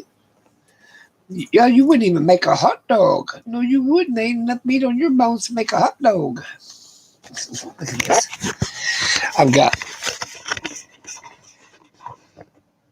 Ori right there, little guy right there, baby girl right there, and they don't like. And right around that corner is that blue bag of blue baby blankets that's moving around, and that's Big Boy. Yeah, they don't like him up here. They're jealous. They have to have one. He's on the low hierarchy of the dog pack. See, these are pack animals, and I have to be the alpha.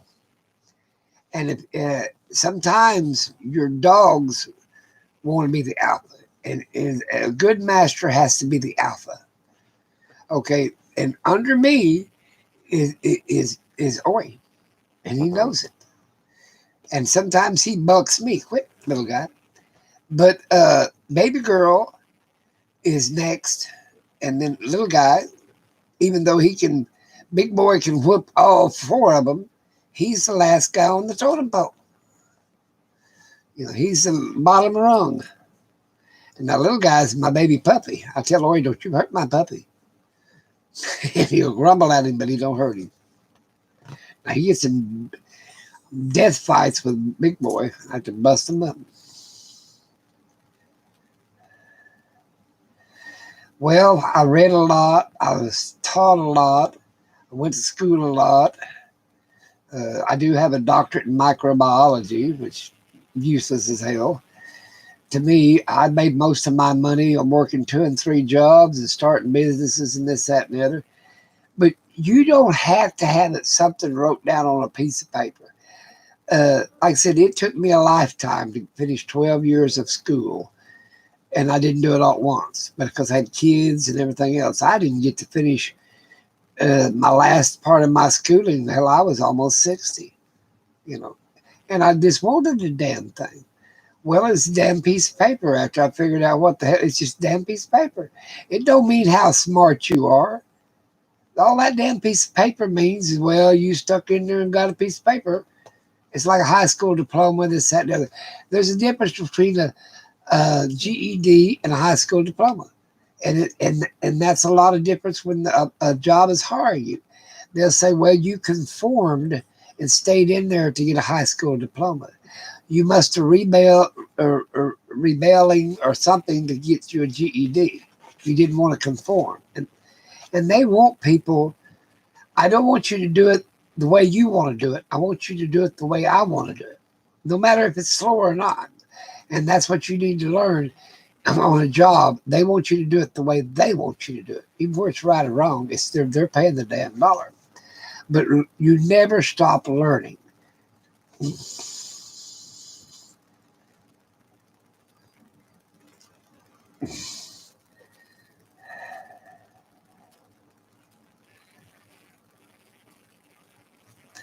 What's I guess that's graduation or something. Graduate.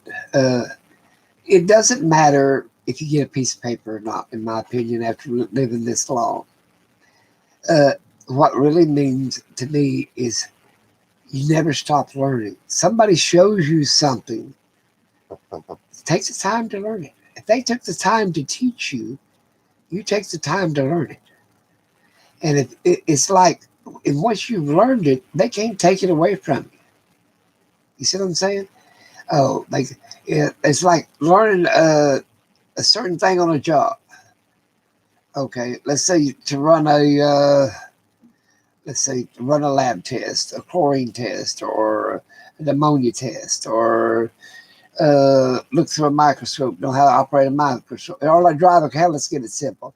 Let's just drive a car. Once you learn how to drive a car or ride a bicycle, do you think that they can take the bicycle away and then that way you've not learned how to drive to use a bicycle?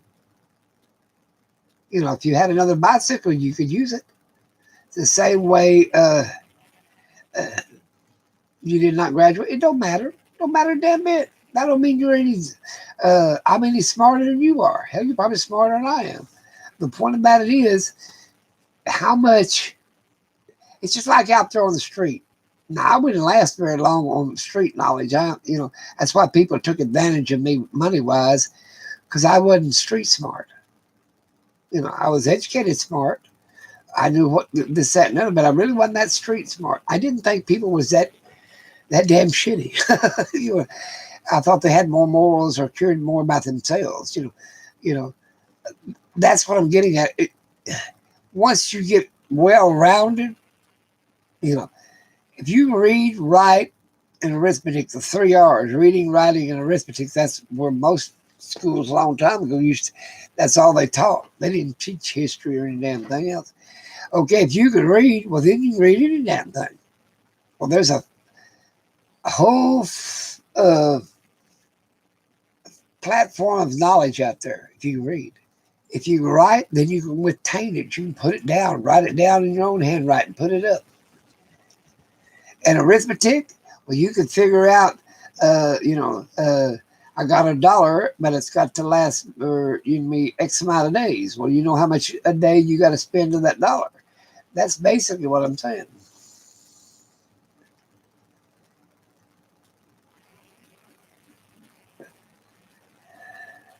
No, you don't need a title or whatever. Now, I did because I was working for the government, and the government paid for my education. But I needed insurance off the government, and I needed a pretty damn good wage. So they was offering me, see, I took everything they offered. If they wanted to give me a class on any damn thing. One time I took a class on overhead cranes because they needed a crane inspector. I said, okay, I can do it. I can read a damn book. That's about all, basically, and check each part. And if it did or failed, then I could give it a rating from 1 to 10 or whatever. You know what I'm saying? Never be afraid to learn anything. And never put yourself, well, I can't do that. Don't never say, oh, I couldn't do that. It's like painting or whatever, draw a picture. You can do it. It might take 6 months, but you can do it.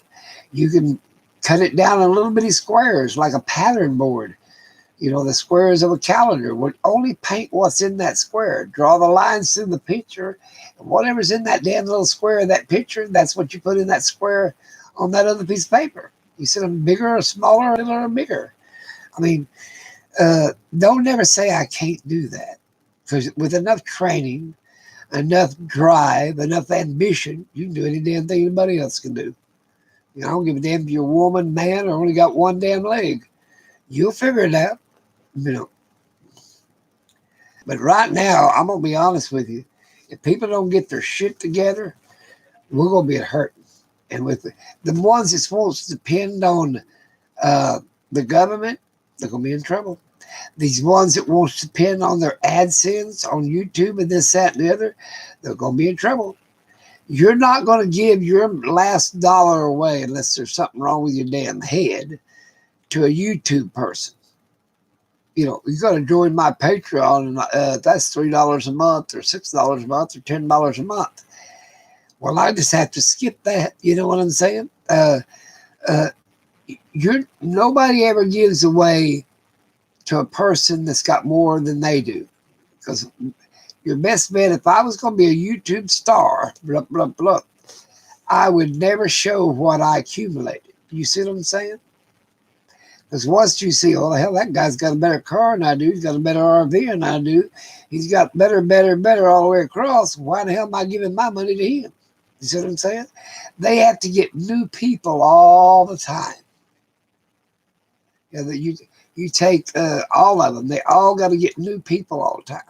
Because at a certain point, you're going to retain more knowledge than they do. Hell, I got a photographic memory. You write it down, I can remember shit. And I remember 90% to 99% of whatever I read. And that helps. Now, did that That was a God-given gift. It wasn't nothing I was trained to do, nothing when I was learned to do. It was a God-given gift. But you can train yourself to see what's important. Do you know what they did when they used to knight a person in England? They used to give them the end of knight, or the Templars. Okay, they used to do all this fancy shit. Well, they didn't remember. Then they knocked the shit out of it. You'll remember things through a tragedy or a great joy. You see what I'm saying? Okay, great joy is hard to get, in your mind, but a tragedy ain't shit. Go back in your timeline of your own life, and you'll remember more tragedies than you will. Oh, hell yes, we had it made then. You see what I'm saying? Go looking back. A loss of a loved one, a loss of a pet. You see what, financial hardships. You remember them damn times because it was hard on you. That's what I'm getting at.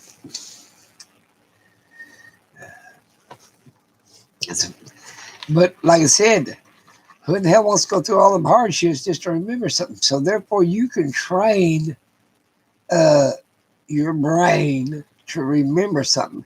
It's all it is a great big file cabinet. That's all a computer is a great big file cabinet. If you know what you're looking for and what file it's in the computer, you can find it. Like, okay, I put a password on all my financial in my file cabinet. Okay, I got to know the password to get into all my financials information. It's the same way with your brain. You've got to train it. And okay, weddings. How many people have you been to their weddings? You see what I'm saying? You have got it filed under every category, where it's weddings, deaths, births, good times, bad times, sexual encounters. You've got it all filed. If you remember the first time you had sex, you see what I'm saying? Okay, I remember that. Yeah, I sure do. Because why? It was a new experience. All right. How many? Let's say you're married, and you was married 30 years. Can you remember every time you and your wife had sex? Probably not. You see what I'm saying? Was that a more or less encounter than the first time you had sex? See what I'm saying? Now, if you had problems during sex, let's say you couldn't perform or couldn't finish or whatever, that's a traumatization. You could remember that. You see what I'm saying? You have to train your mind to what you want to remember. And a lot of people on real hard times and sad times, they block it. They'll block. You'll block that in your mind because you don't even remember it again or go through it again. What's the matter, Roy?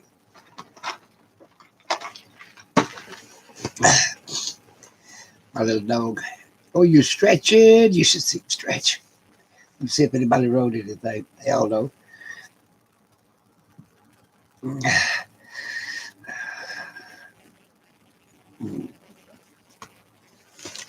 Go. Jump now. Swear to God, I'm going to get a cat. Cats probably bother you more than dogs. Anybody got a cat out there? Does it bother you more than a dog does?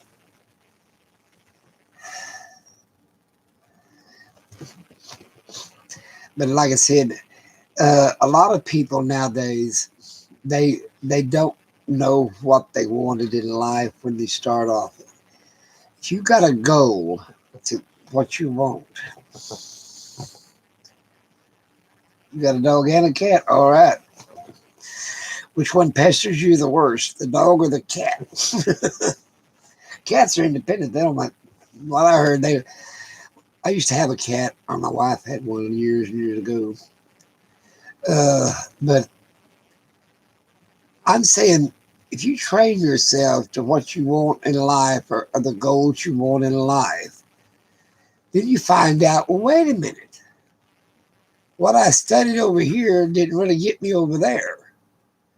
And a lot of people, when you ask a little kid, well, what do you want to be when you grow up? I want to be a fireman. I want to be a pilot. I want to be.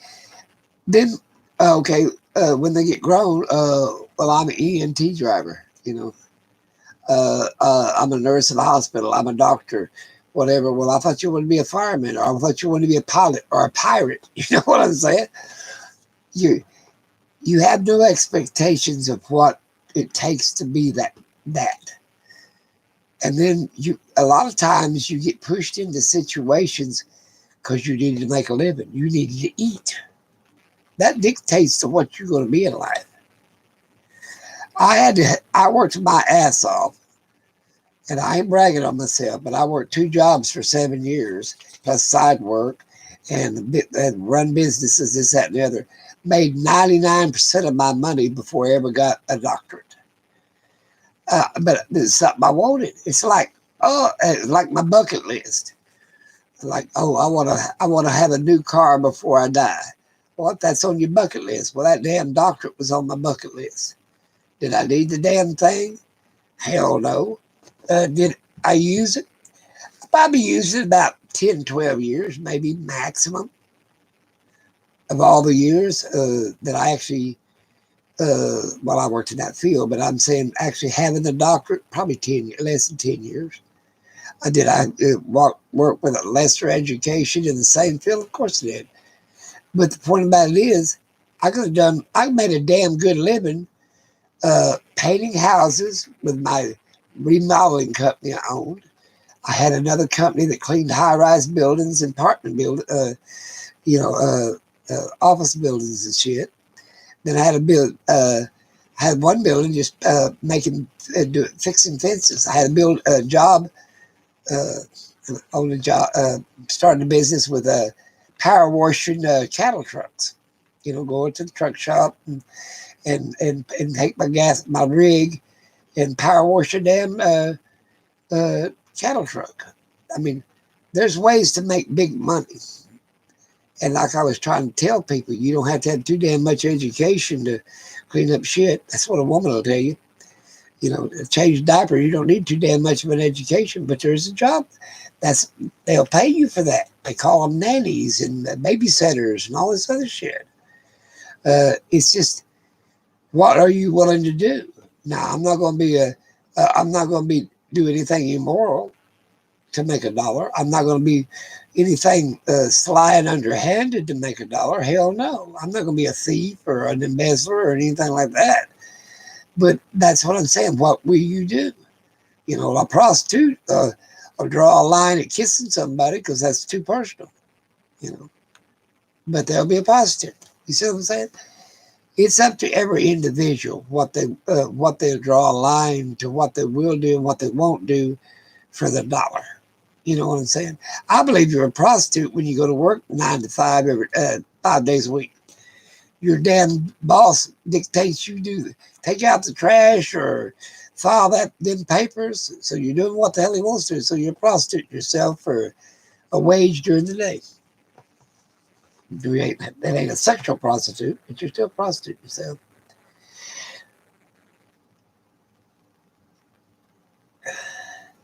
Yes, you got a loss of a family member like your dad, mother, whatever. Hell, I don't think they'll even pay any attention when I die. My kids probably, well, good, he can rest now and shut up. I doubt if they pay any attention to me, Dad. They'll go through buy property and houses and shit like a mad woman scattering shit. I let them come in once when my wife died in this house right here and take anything they wanted for 2 days. They did too. Hell, my oldest daughter even took my damn boxer shorts. She said, well, I wear them to sleep in. I said, yeah, and I wear them to cover my ass.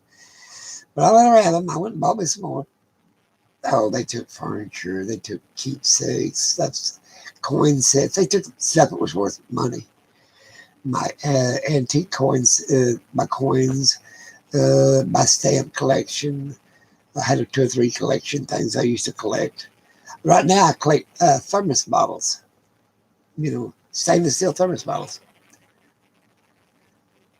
You got a channel? Yeah, I subbed you, Mr. Rice. Sure did. I'm gonna watch a lot of that. But kindness and consideration for others has got me through life. I mean, I might not agree with them, but I did give them the benefit of the doubt and did listen to their opinion. Let's say if they wanted to vote for Trump or Biden, pick either one. But okay, and I didn't agree with Trump or I didn't agree with Biden. I voted the other way. But I still listened to their opinions of why they voted for who they voted for.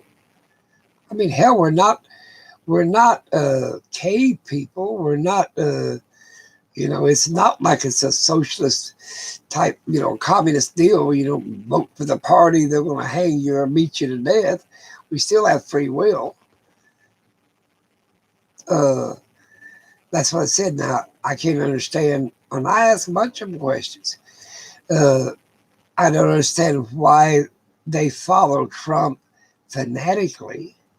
I mean, if I voted for him, I'd vote for him because I like some of his policies. But he's not my idol. Neither would be Biden if voted for him.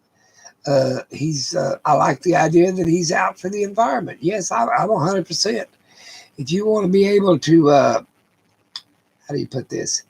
Have a planet tomorrow, you better conserve that sumbitch today. Now, do you need to be so damn conservative that, so many, that you can, that people go bankrupt and belly up because they can't get a car to run on air? You know what I'm saying? Because you ain't gonna let it have any emissions or anything like that? I don't know. I think it's going to be 100 years before we ever do away with combustible engines, gasoline engines, diesel engines, propane engines, any type of fossil fuel. It'd be over 100 years. We ain't got a battery. If you got a battery where you can drive from here to California 2,000 miles, then I'll say, okay, then we need to go to use batteries. Okay, if you got a solar car that'll charge that battery up in an hour and a half, that'll go 1,000 miles, and maybe we got something there. Centrifugal force engine, I can show you how to build one of them, which is not a true centrifugal force engine because you have to start it the first time. You know that there is such a thing as a centrifugal force that doesn't use any energy or anything to run. It runs off of gravity and magnetics. Yeah. Yep. Don't need any kind of fuel. And never stops. Called centrifugal force. And you're going to say, well, I don't quite understand what that means. If you do, great. If you don't, well, that's what the planet is. It's centrifugal force. It stays up there orbiting around the sun with gravity and centrifugal force, and it's been running for, I don't know, a couple of million years, maybe a billion years. They claim the Earth is 14 million years. Our planet, our sun's 14 million years old. It's one of them, 14 million. And it runs off centrifugal force. How about that? Yeah. Give me a thumbs up out there. Ones that ain't gave me a thumbs up, give me a thumbs up. I'm gonna get popular on this thing. I've been on this thing for 5 years. I've been on actually about 7 years, but 5 years with this one channel. I believe, like I said, we don't know what we're going to get ourselves into in this next few months and next 4 years coming up. I'm hoping he's got enough cojones to run the country. Because Trump is gone. And did I agree with everything? Hell no. But I think foreign leaders didn't like the man. Okay. Because he didn't conform to their way of thinking. Okay. Well, I don't think we need to conform to another country. We're one of the largest countries in the world. And we spend more on our military and self-preservation than any country in the world. If you ain't proud to America, well, the door is over there.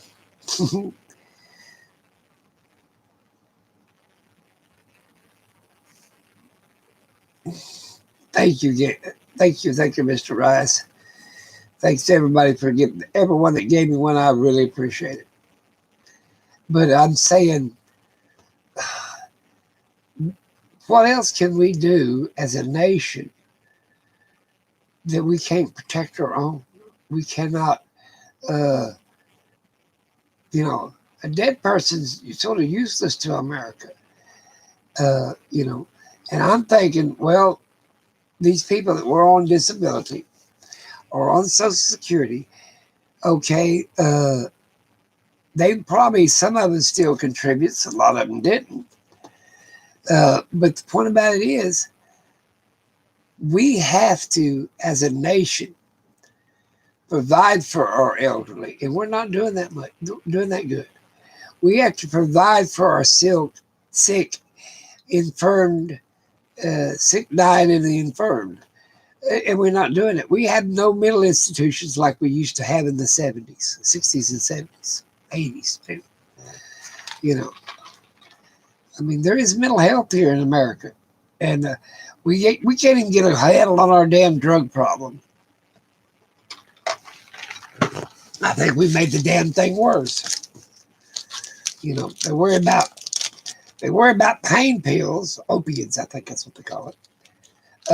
But hell yet they promote damn legalized marijuana.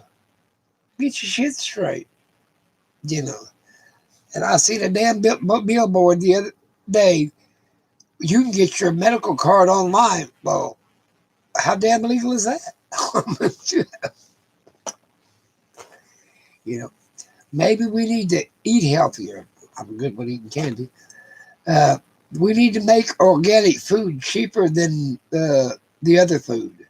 We need to make healthy food cheaper than non-healthy food. We have sin tax on tobacco, alcohol, and firearms. The way in the hell firearms got underneath the damn sin tax, but it did. But yet, healthy food like oranges, apples, and stuff like hell, it's higher than you can buy a damn candy bar for. I don't know.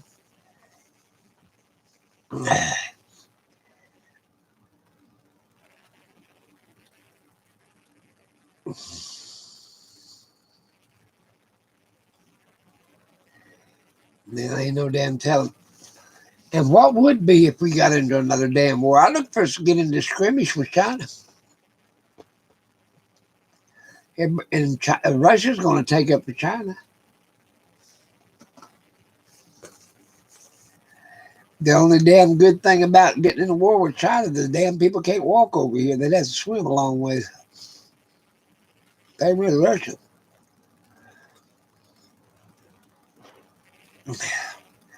The damn Siberian Peninsula is a long ways to walk. The Gobi Desert's a long ways to walk till you get to Europe. Desolate place. You can look at America. Just look at America. Look how many unproductive land is in America. We got all kinds of deserts. I mean, hell, out west, 90% of it's a damn desert. So is California if they didn't steal the water off the Colorado River. Yeah, it used to run all the way to the Gulf of Mexico. Now somebody don't even run through Mexico. That's what I'm saying. I think they signed a treaty with Mexico. It has to run to the ocean once every 3 years or some shit like that. And that just means one drop has to hit the damn ocean, and then they turn it off again. I don't know. I do know one thing. If you don't provide for yourself right now, you're going to be in trouble.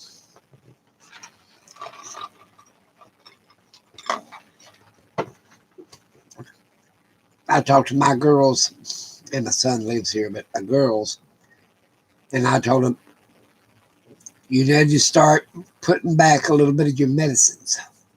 I ain't worried about food and all the other shit, but I don't know what medicines you take. You need to put that back. And you need to put back your feminine stuff.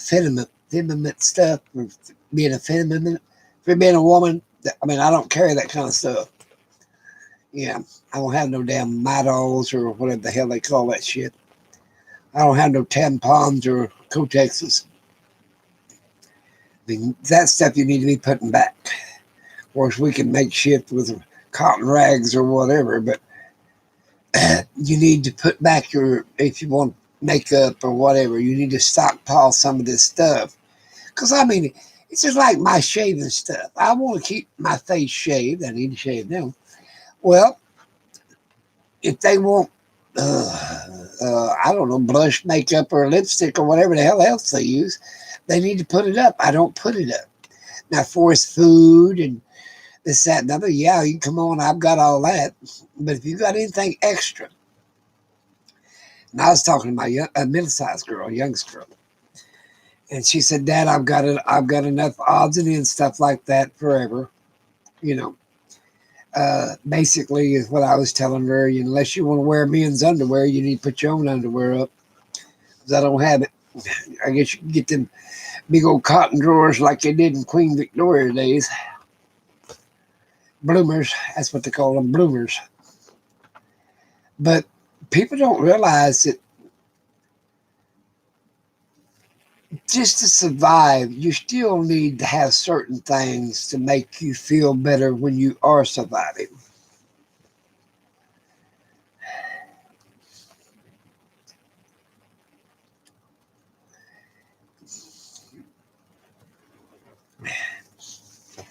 Yeah.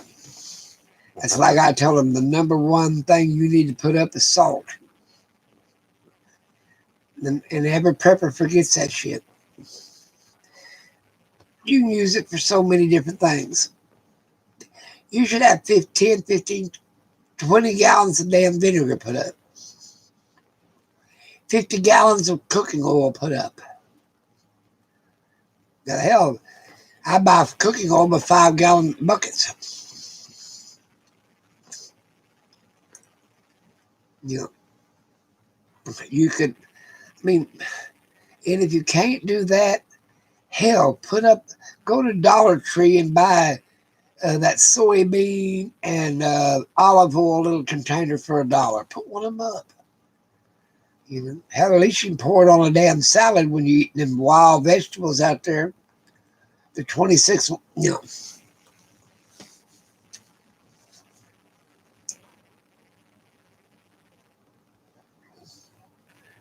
I don't know. Bubble, I don't know what they could bubble. B-U-B-L-E, bubble.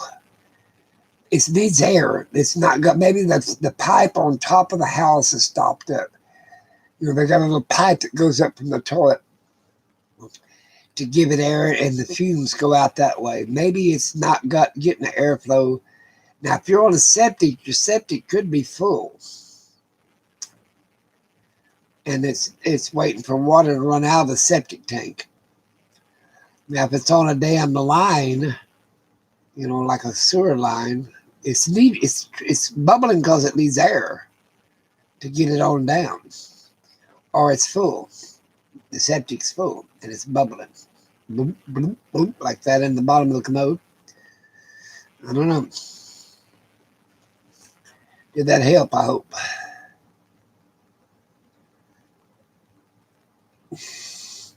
Oh, she got banana pudding. She didn't send me none. Oh, I'm really irritated, Gail. I love banana pudding. I've got a sweet tooth too. That's my biggest problem. Come back tomorrow night. I'm gonna get off here at 9 o'clock. I'm trying to get my 4,000 hours. Probably never get it, but oh well. What the hell? I'm having fun while I'm having it. There's a lot of things, and that's another thing.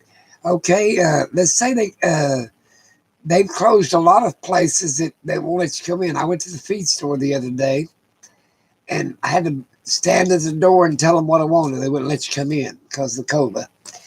All right, you need to stock up on the whole bunch of little odds and ends shit, uh, things that you're going to need for a house. That's within reason. You can't have the whole damn thing.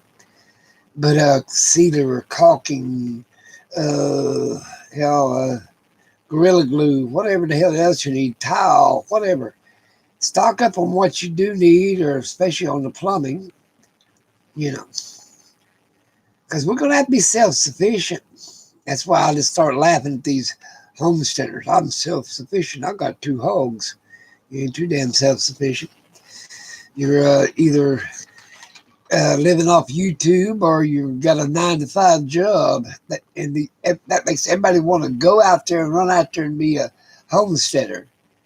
Well, it talks a lot of damn money to be set up to where it starts making you a profit. Yeah, that's what I'm telling you. So you're sitting there lying to the people, wanting everybody else to be a homesteader. I like old Bob Wells out there in the desert. Everybody needs to move to the desert, live in their car. He makes it sound so attractive and this, that, and the other. Well, does everybody want to poop in a damn bucket? Apparently this guy, Rice, is going to be in pooping in a bucket if that damn toilet don't flush.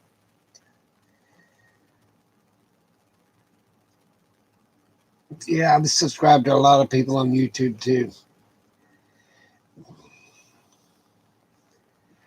But the point about it is, take even me with a grain of salt. Learn what you can off of them. Take the good advice. If it doesn't apply to you, leave it alone. It don't apply to you. It'd be like me telling a woman, well, be sure to shake when you get through peeing. Well, that don't apply to her. You know what I'm saying? I hate to be gross, but I'm just telling you. If things don't apply to a woman, and if it's a man, it don't apply to him. Vice versa. If a woman tells you, be sure to have plenty of toilet paper for certain things, it don't apply to men. That's what I'm getting at. I mean, we live on this planet, and we should take the good and make our lives richer and more fuller. Leave the bad alone. It's like, well, I don't smoke, but I wonder how it tastes. Well, leave it alone. You don't need it.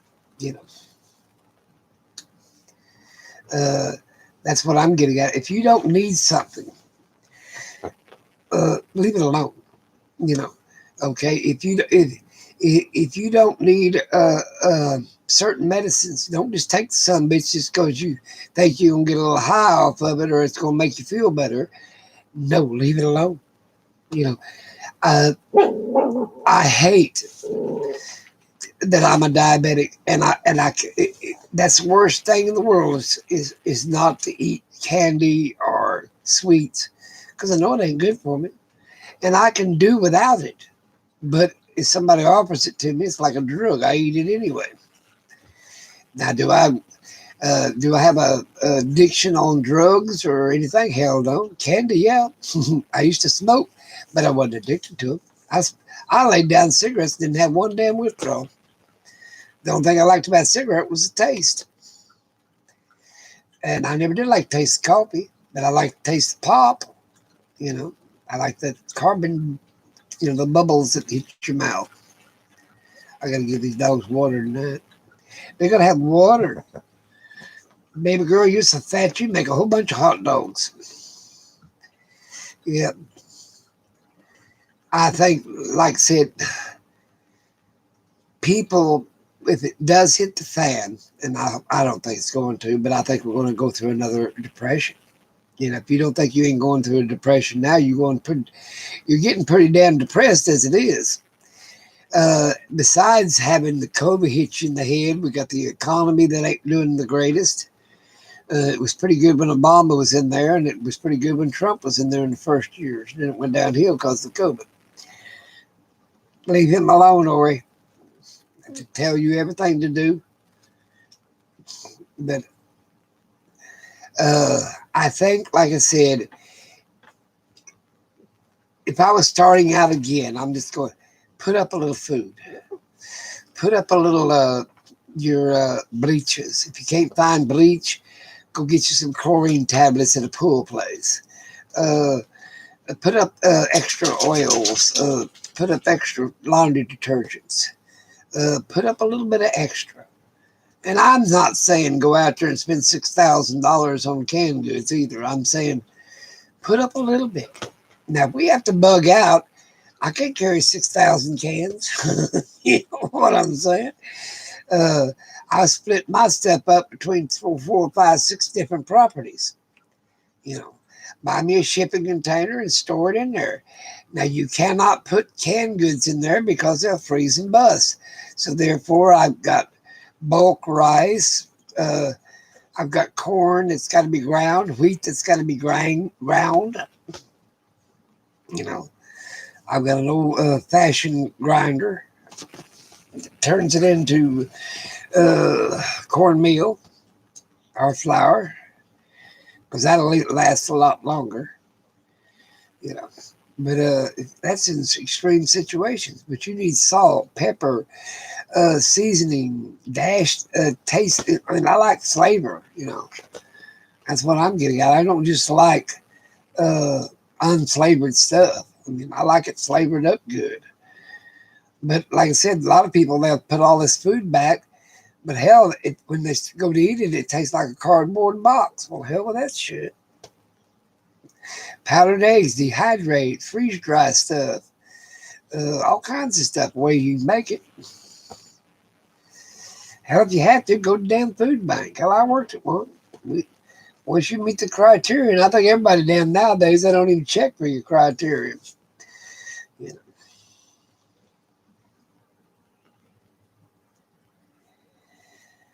Yeah, a lot of people die from cigarette smoke every year, every year. So why don't we just outlaw the damn cigarettes? Well, hell no, the tobacco companies will throw a damn fit and send out their lobbyists and shit. You know what I'm saying? Bullshit. I think we could be a better, stronger nation, but we're going to have to pull together. We're going to have to quit this shit. Oh, I didn't get my president in there. Oh, I got that other president in there. You know, we're going to have to quit that party line shit, Democrat, Republican shit. I'm an independent. I mean, we need to be more independent. Where, you know, I'm voting because the man's a good man. I'm voting for the man because he's not just straight across party lines. Think about that. Well, he's a he's a black man, so I'm black. I'm gonna vote for him. Well, that's bullshit. Well, he's a white man. He's white, so I'm gonna vote for him.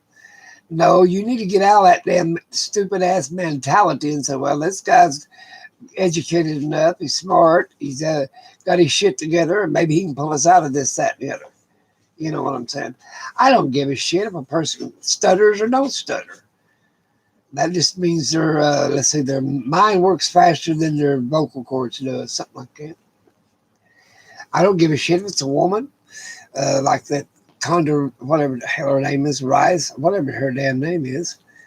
I don't even know what the vice president is going to be. It's going to be a woman, I know that.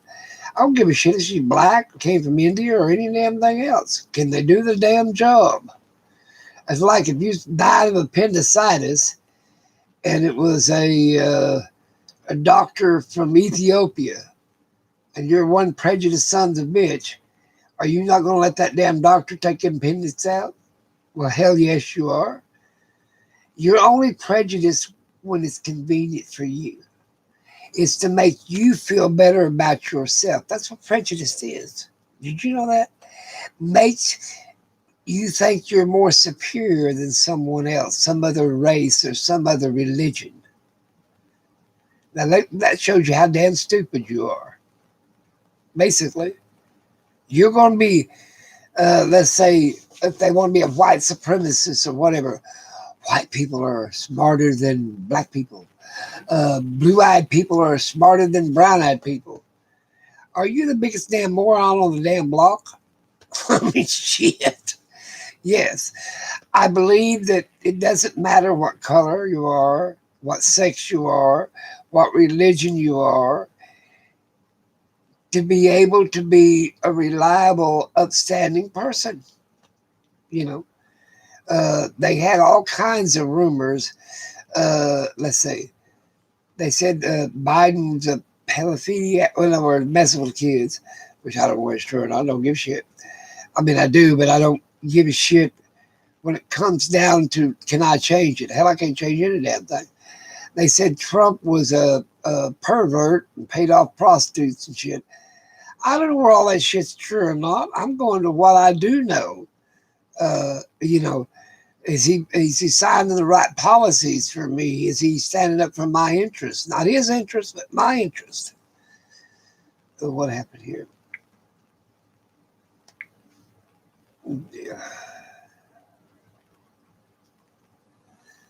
Yeah.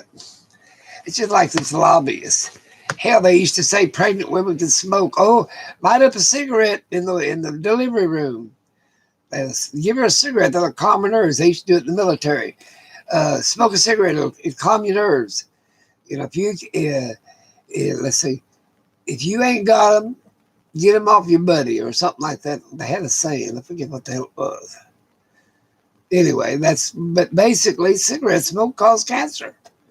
Any kind of shit that's foreign to your body is going to screw your damn world up. Be like giving my dog grapes. So much can't digest them. It's a carnivore. It likes meat. We are herbivore or whatever. No, that's a planet. What the damn one like a bear? We can eat any damn thing. That's like a bear does. Yep. I think a bear's liver ain't where shit you can eat every damn thing there is to a bear, but his damn liver it'll kill you. Yeah, so if you ever kill a bear and shit hit the fan, don't eat his liver. Yep. That's what I'm saying. We take more off the land and we put nothing back. Yeah. That's like the white men that killed all the American buffalo. The American Indians just took what they needed. They used every damn bit of it. The horns, the feet, the damn hide, every damn thing. The hair. They used every damn thing of the buffalo. Well, the white man comes along and he just kills the damn thing for its hide. Don't want the meat. They killed the beaver just for the damn pelt. You know. Okay, I believe they say that the cattle would have went extinct if we didn't domesticate them. I believe that. Yeah, because and if anything we don't like, you know, United States used to have parrots, but they thought, they were going to eat all their baby sheep and baby chickens and all that shit, so they killed them all. Come to find out that they was vegetarians. They wouldn't hurt any damn thing. But that's just like the carrier pigeon. Used to have thousands and thousands. They used to look like the starlings or the damn sparrows. And now we don't have one damn carrier pigeon in America. Yeah, they killed them all. Man, it's like the wolves had to reintroduce them bitches into Yellowstone. Yeah. I mean, mankind has done more damage on this planet than the damn meteorite did. Yeah, and they're still doing it. Yeah, we ain't got enough damn sense to govern our own world. And then yes, they want to go to Mars or whatever his damn name is. Wants to go colonize Mars. Well, he already knows he screwed this damn planet on. It's on its way out. You know, we can't even breathe the damn air. There's too damn many germs, too many viruses, and we're screwed. But you know that one, if they'd have killed off all the old people over 50, yeah, they'd have killed. Let's say, hell, I'll give you a break. I'll let you retire for 60. They killed off all the old people over 60. Look how much money they'd be saving. Can't draw Social Security ain't supposed to until you're 62. So they wouldn't have had to do away with. They wouldn't have to pay Social Security. Do you know Canada done away with disability assistance? Yeah. In other words, what we call disability Social Security, they did away with that shit. That's what I heard the other day. when Thatcher was in there. I'm going to Google it and find out. But yeah, like I said, if they'd killed off all the old people, hell, I'd been dead too, but they wouldn't have had to spend all that money on us. Wouldn't have had to have Medicare and okay, all the damn derelicts, like the ones that has health problems because their immune system ain't good. Because that's what COVID was doing. It was supposed to kill off all the people that has underlying diseases, underlying health issues. You know, like diabetes and all this other shit. Well, hell, that'd been only the strong survived. How about that shit? Now, if it was man-made, they didn't make it very damn good.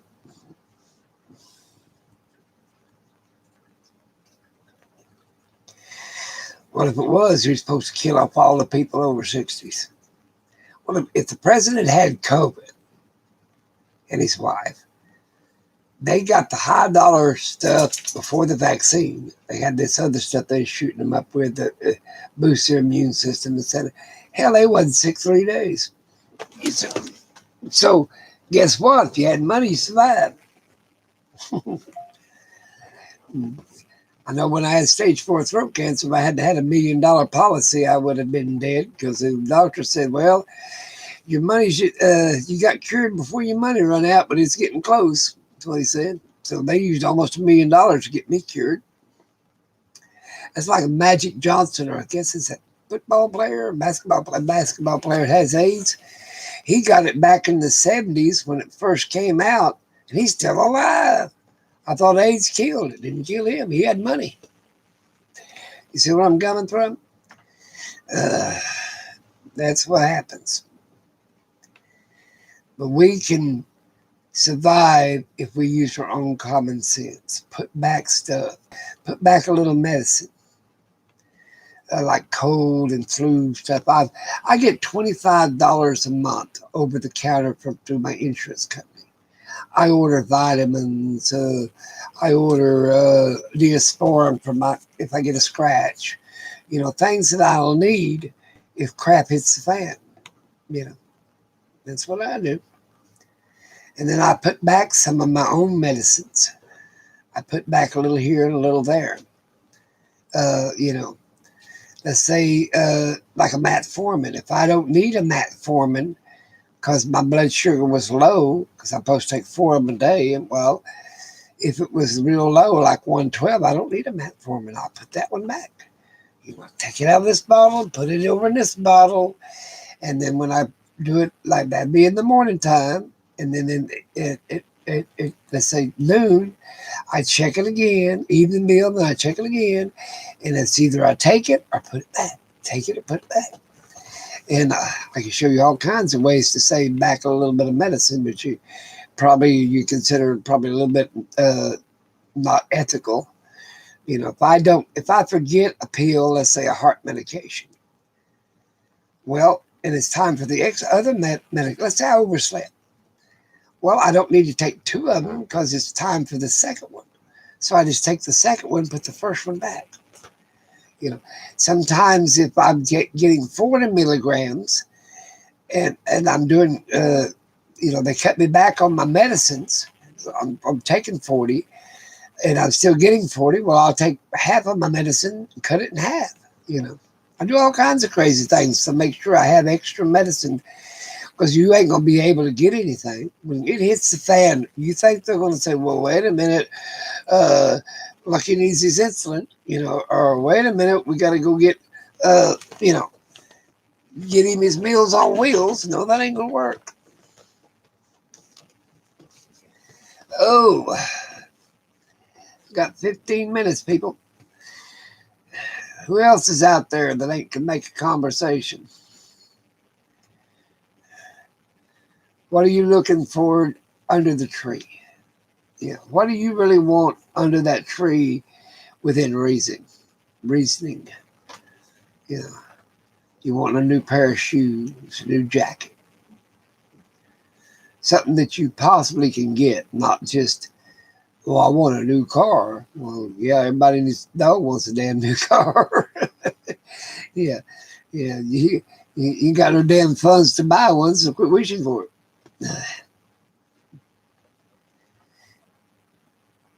Mm. We want to go camping and go run around where it's warm.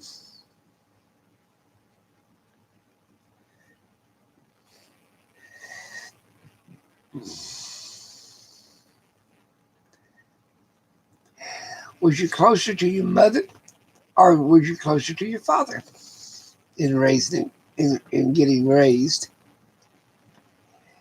Or neither of the above, closer to a sibling or a grandparent or an uncle? Look back on who people that you admire. I said one time when I was teaching a class a long time ago, I said, pick out 10 people, then I moved it back down to 5, but pick out 5 people that you admire, that you'd want to meet, that you would want to have a conversation with, you want to spend some time with, that ever lived in history, ever lived. It could be Abraham Lincoln or Hitler. It don't make no damn difference. Cleopatra to Gina Lola Brigida. Uh, who would you admire enough and put on your list of 5 people? You see what I'm saying? That you possibly could learn something from or would want to really sit down and talk to. And of course, everybody wants to put Jesus Christ, but look, let's say that's just a given. Would you pick out Genghis Khan or Gandhi? You know what I'm saying? It just depends on, and that's going to tell you a lot of what kind of person you actually are. You know, like in psychology, who you admire. You know, Hitler. There was a lot of things Hitler did that a lot of people admired about him. Was he a crazy, sadistic murderer? Well, of course he was. But he did start certain things for the German people that a lot of German people admired him over. You know, you can take who was that? Caesar. You know, uh, either one of them. But you can take anybody in history that, and why would you admire them? Did you Marco Polo? You admire him? Why? Because he got to travel. Did he brought back information to Europe that about China? He started the paper money. You know, brought it back from China so Europe could say, "Hey, instead of carrying coins around in a coin change purse tied to their waist, which was heavy, they could just carry around a few bills." You see what I'm saying? Uh, he came back with the information on, let's say, a compass. You know,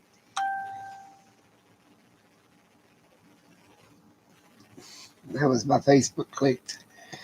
You know, sit there and tell me 5 people that you would honestly want to meet. I'd like to see Bathsheba. God said she was the most prettiest woman he ever created. I want to see what the hell she looked like. Was that selfish? Yeah, hell yeah, it is. I want to see how pretty she was. You know, you think Eve would have been the prettiest one, no, but he said Bathsheba was. And she came from Ethiopia, so therefore she's a black woman. Must have been one good looking black woman.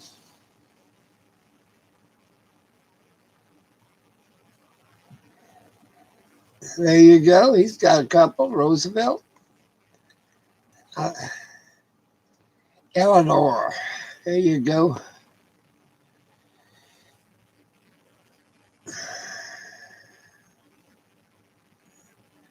LG. it got, it's what you admire about him. What do you admire? Let's say, Roosevelt. What do you admire about it or her? And then there's some attributes that you liked in that person.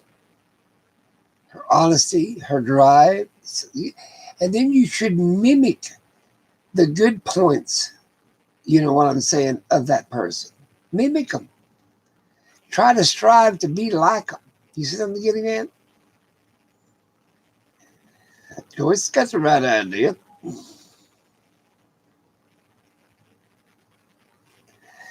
But I mean, okay, they claimed Elvis.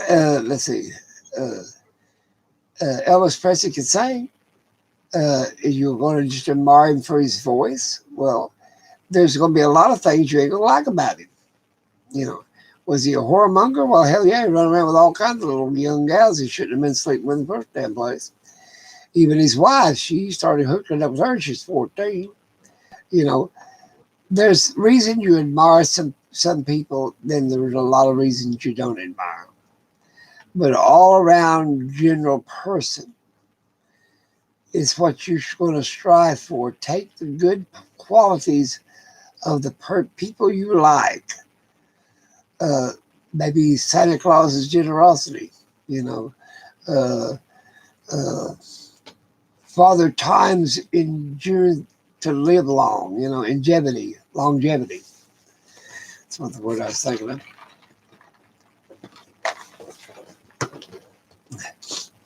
But your personal growth is up to you. And you're going to be personal growth as long as you live. You're going to grow every day. So therefore, you have a lot of room to make mistakes, but you have a lot more room to correct them. You see what I'm saying? A lot more room to correct them. Okay, well, I'm a selfish person. Well, you got a lot, and recognize that you are these not desirable attributes. Correct them.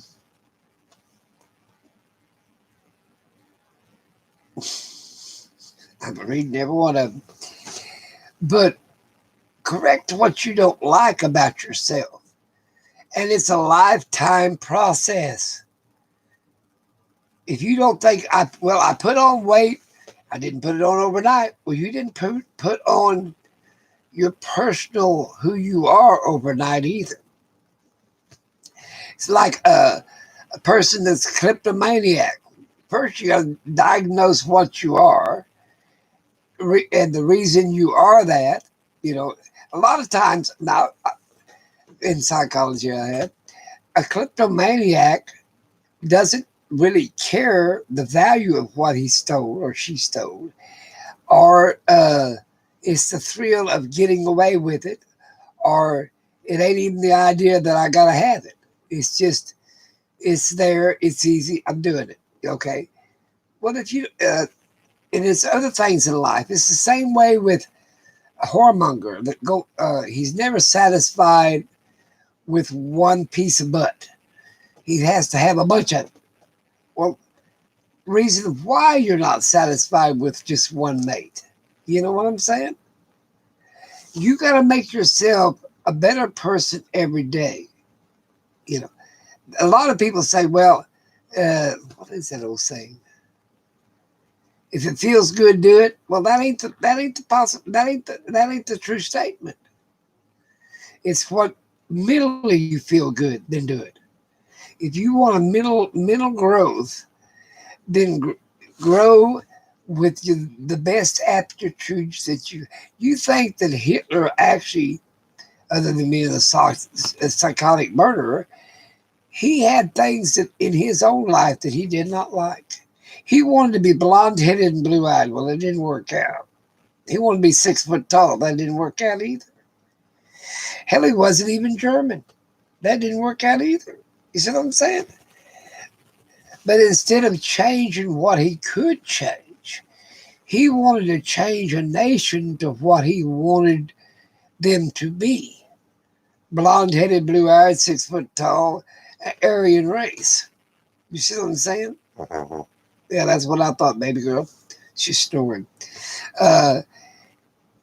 Change what you can within your reason that you can, and what you can't be, you can still mimic the better qualities of that personality, or that thought, or that, you know, you don't have to be what other people perceive you as, because 9 times out of 10 they're gonna get that wrong anyway. Well, he seems like a nice guy, meaning he don't know a damn thing about you. You see what I'm saying? That's what that means. Well, he seems, the word seems, well, I guess, I'm guessing. Assuming, well, you assume makes an ass out of you and me both, you know. But you should worry about your own personal growth before you worry about somebody else's personal growth. There you go. Fantastic lives. But the meaning, Joyce, you can't live a fantastic life. Think about it. Takes one person to stand up and say no. You see what I'm saying? Let's say on something that's wrong. Let's say you've seen a person being taken advantage of or being abused or whatever. It only takes one person to stand up and say no. That's not right. You see what I'm saying? They led fantastic lives because basically, Joyce, they wanted to. Not that they was in a position, they just happened to be in a position where they could change some things. But everybody can change. What about that? Women, Mothers Against Drunk Driving. There's one housewife started that shit up. She changed the laws about drunk driving, the penalties against prosecution. She changed everything there was to do about drinking and driving. And she was just a normal old housewife. You see what I'm saying? That's where you've got to think and be worth of what you stand up for. You see, if it's not worth it to you, you can't just go into something, well, that sounds good.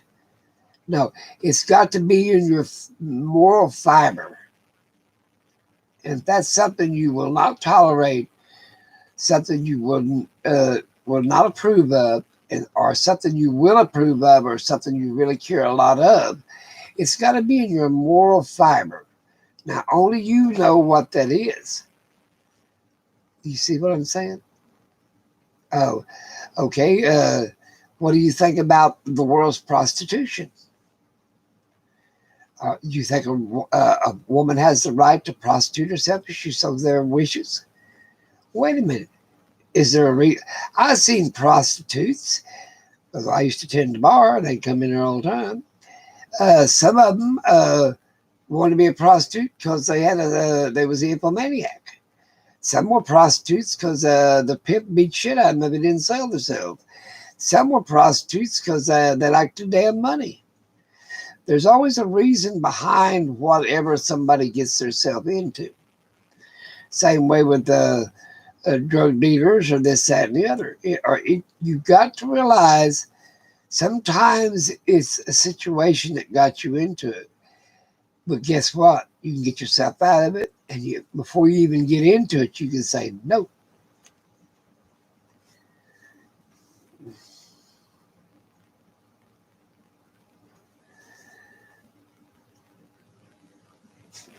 You know, having a life that you only dream of it's better to have the life that you got than the life of a dream. And if you want that type of life, don't let it be a dream. Let it be a reality. I'm going to read the next one here.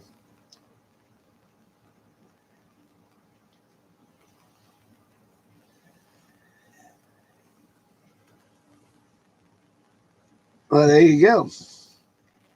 It's not your cup of tea. It ain't your cup of tea. And that's the truth. You know, do things within reason that you know you have an success rate, because that's where it's not due to your psychic if you don't have a very good success rate over it.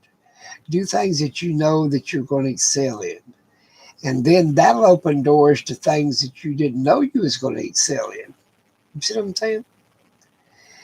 You want to be proud of yourself, regardless of what other people think of you. But we're still what I call like basically a pack animal. We want other people to be proud of us too. You know what I'm saying? Like a little kid wants to be proud of themselves, and then they want mom and daddy to be proud of them, and they mark their success. A lot of people do this: mark their success on what other people think of them. You know, not that they haven't done well, but they're more concerned of what other people think. Well, that they can be led around as sheep if they're worrying about what other people think. It is like peer pressure or whatever. You need to be independent, stand on your own, and say, no, I won't tolerate that, and I don't like that. That's just like people talking you into doing something that you know you don't want to. You're going to get in trouble for it, this, that, and the other. But peer pressure gets you led into that. Turn around and say no. Be a leader. Don't be a damn follower. Isn't that right, baby girl? It's crazy, damn though. You know, I mean, life has a hell of a lesson to teach you. You can either learn from them lessons that life teaches you or be overwhelmed by them. And a lot of people are overwhelmed by them. That's why they take anxiety medicine. They take depression medicine. They take medicine or a pill for every damn thing in their life. What do you think people did a long, long time ago? You're going to first thing you're going to say, well, they drank because of their depression. They drank because of their anxiety. A lot of people did, but more people back in the day, and they didn't have alcohol to drink.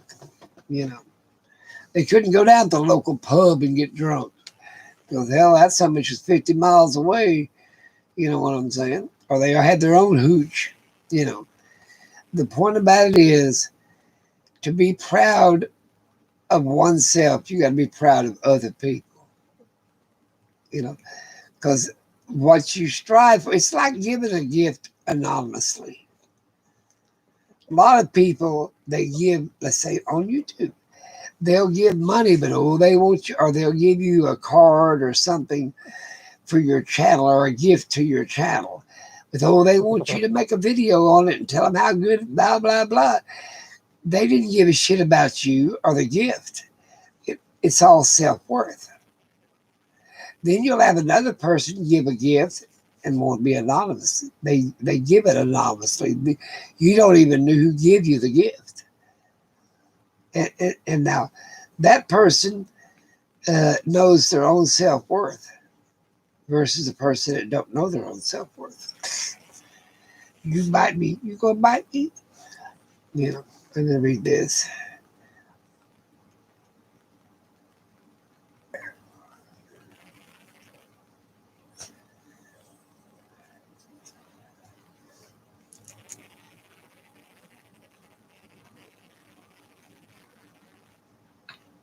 There you go. I never did want to be flying.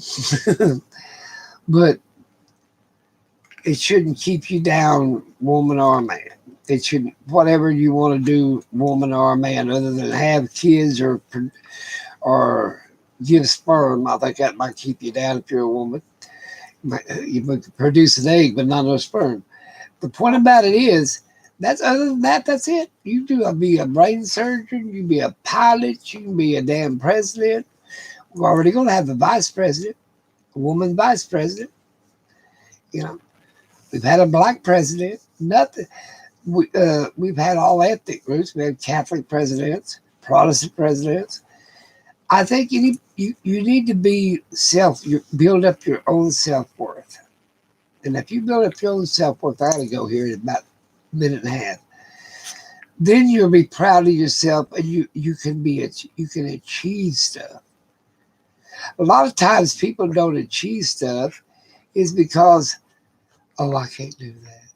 They give up before they even try to accomplish it. They don't even try because they've done gave up in their mind. Don't do that. Build up your self-worth. Well, I'm going to give it a shot. Have that type of attitude. I'm going to try. And then on past that, I'm going to exceed this. I know I can. I know if I put enough effort, energy, and training into it, I can achieve it. That's why you have, in the military, you have 6 to 8 weeks of boot camp. And some specialized cases longer. I'm going to let you go tonight. You guys have that great time and everything else. Like I said, and I'll talk to you tomorrow night. What is tomorrow? Is it Saturday? Today's Saturday. If it's Sunday, I won't be on. Be on Monday, 6 o'clock. I moved it from 7 to 6. And I will see everybody, uh, uh, let's see, Monday, if it's tomorrow. Let me see. Yeah, today's Saturday, so tomorrow I won't be on. That's the Lord's day. I'm gonna spend my couple hours on my knees begging for forgiveness, like I know I need it. Talk to you guys later. Have a great day and enjoy one another. Be kind and considerate to others.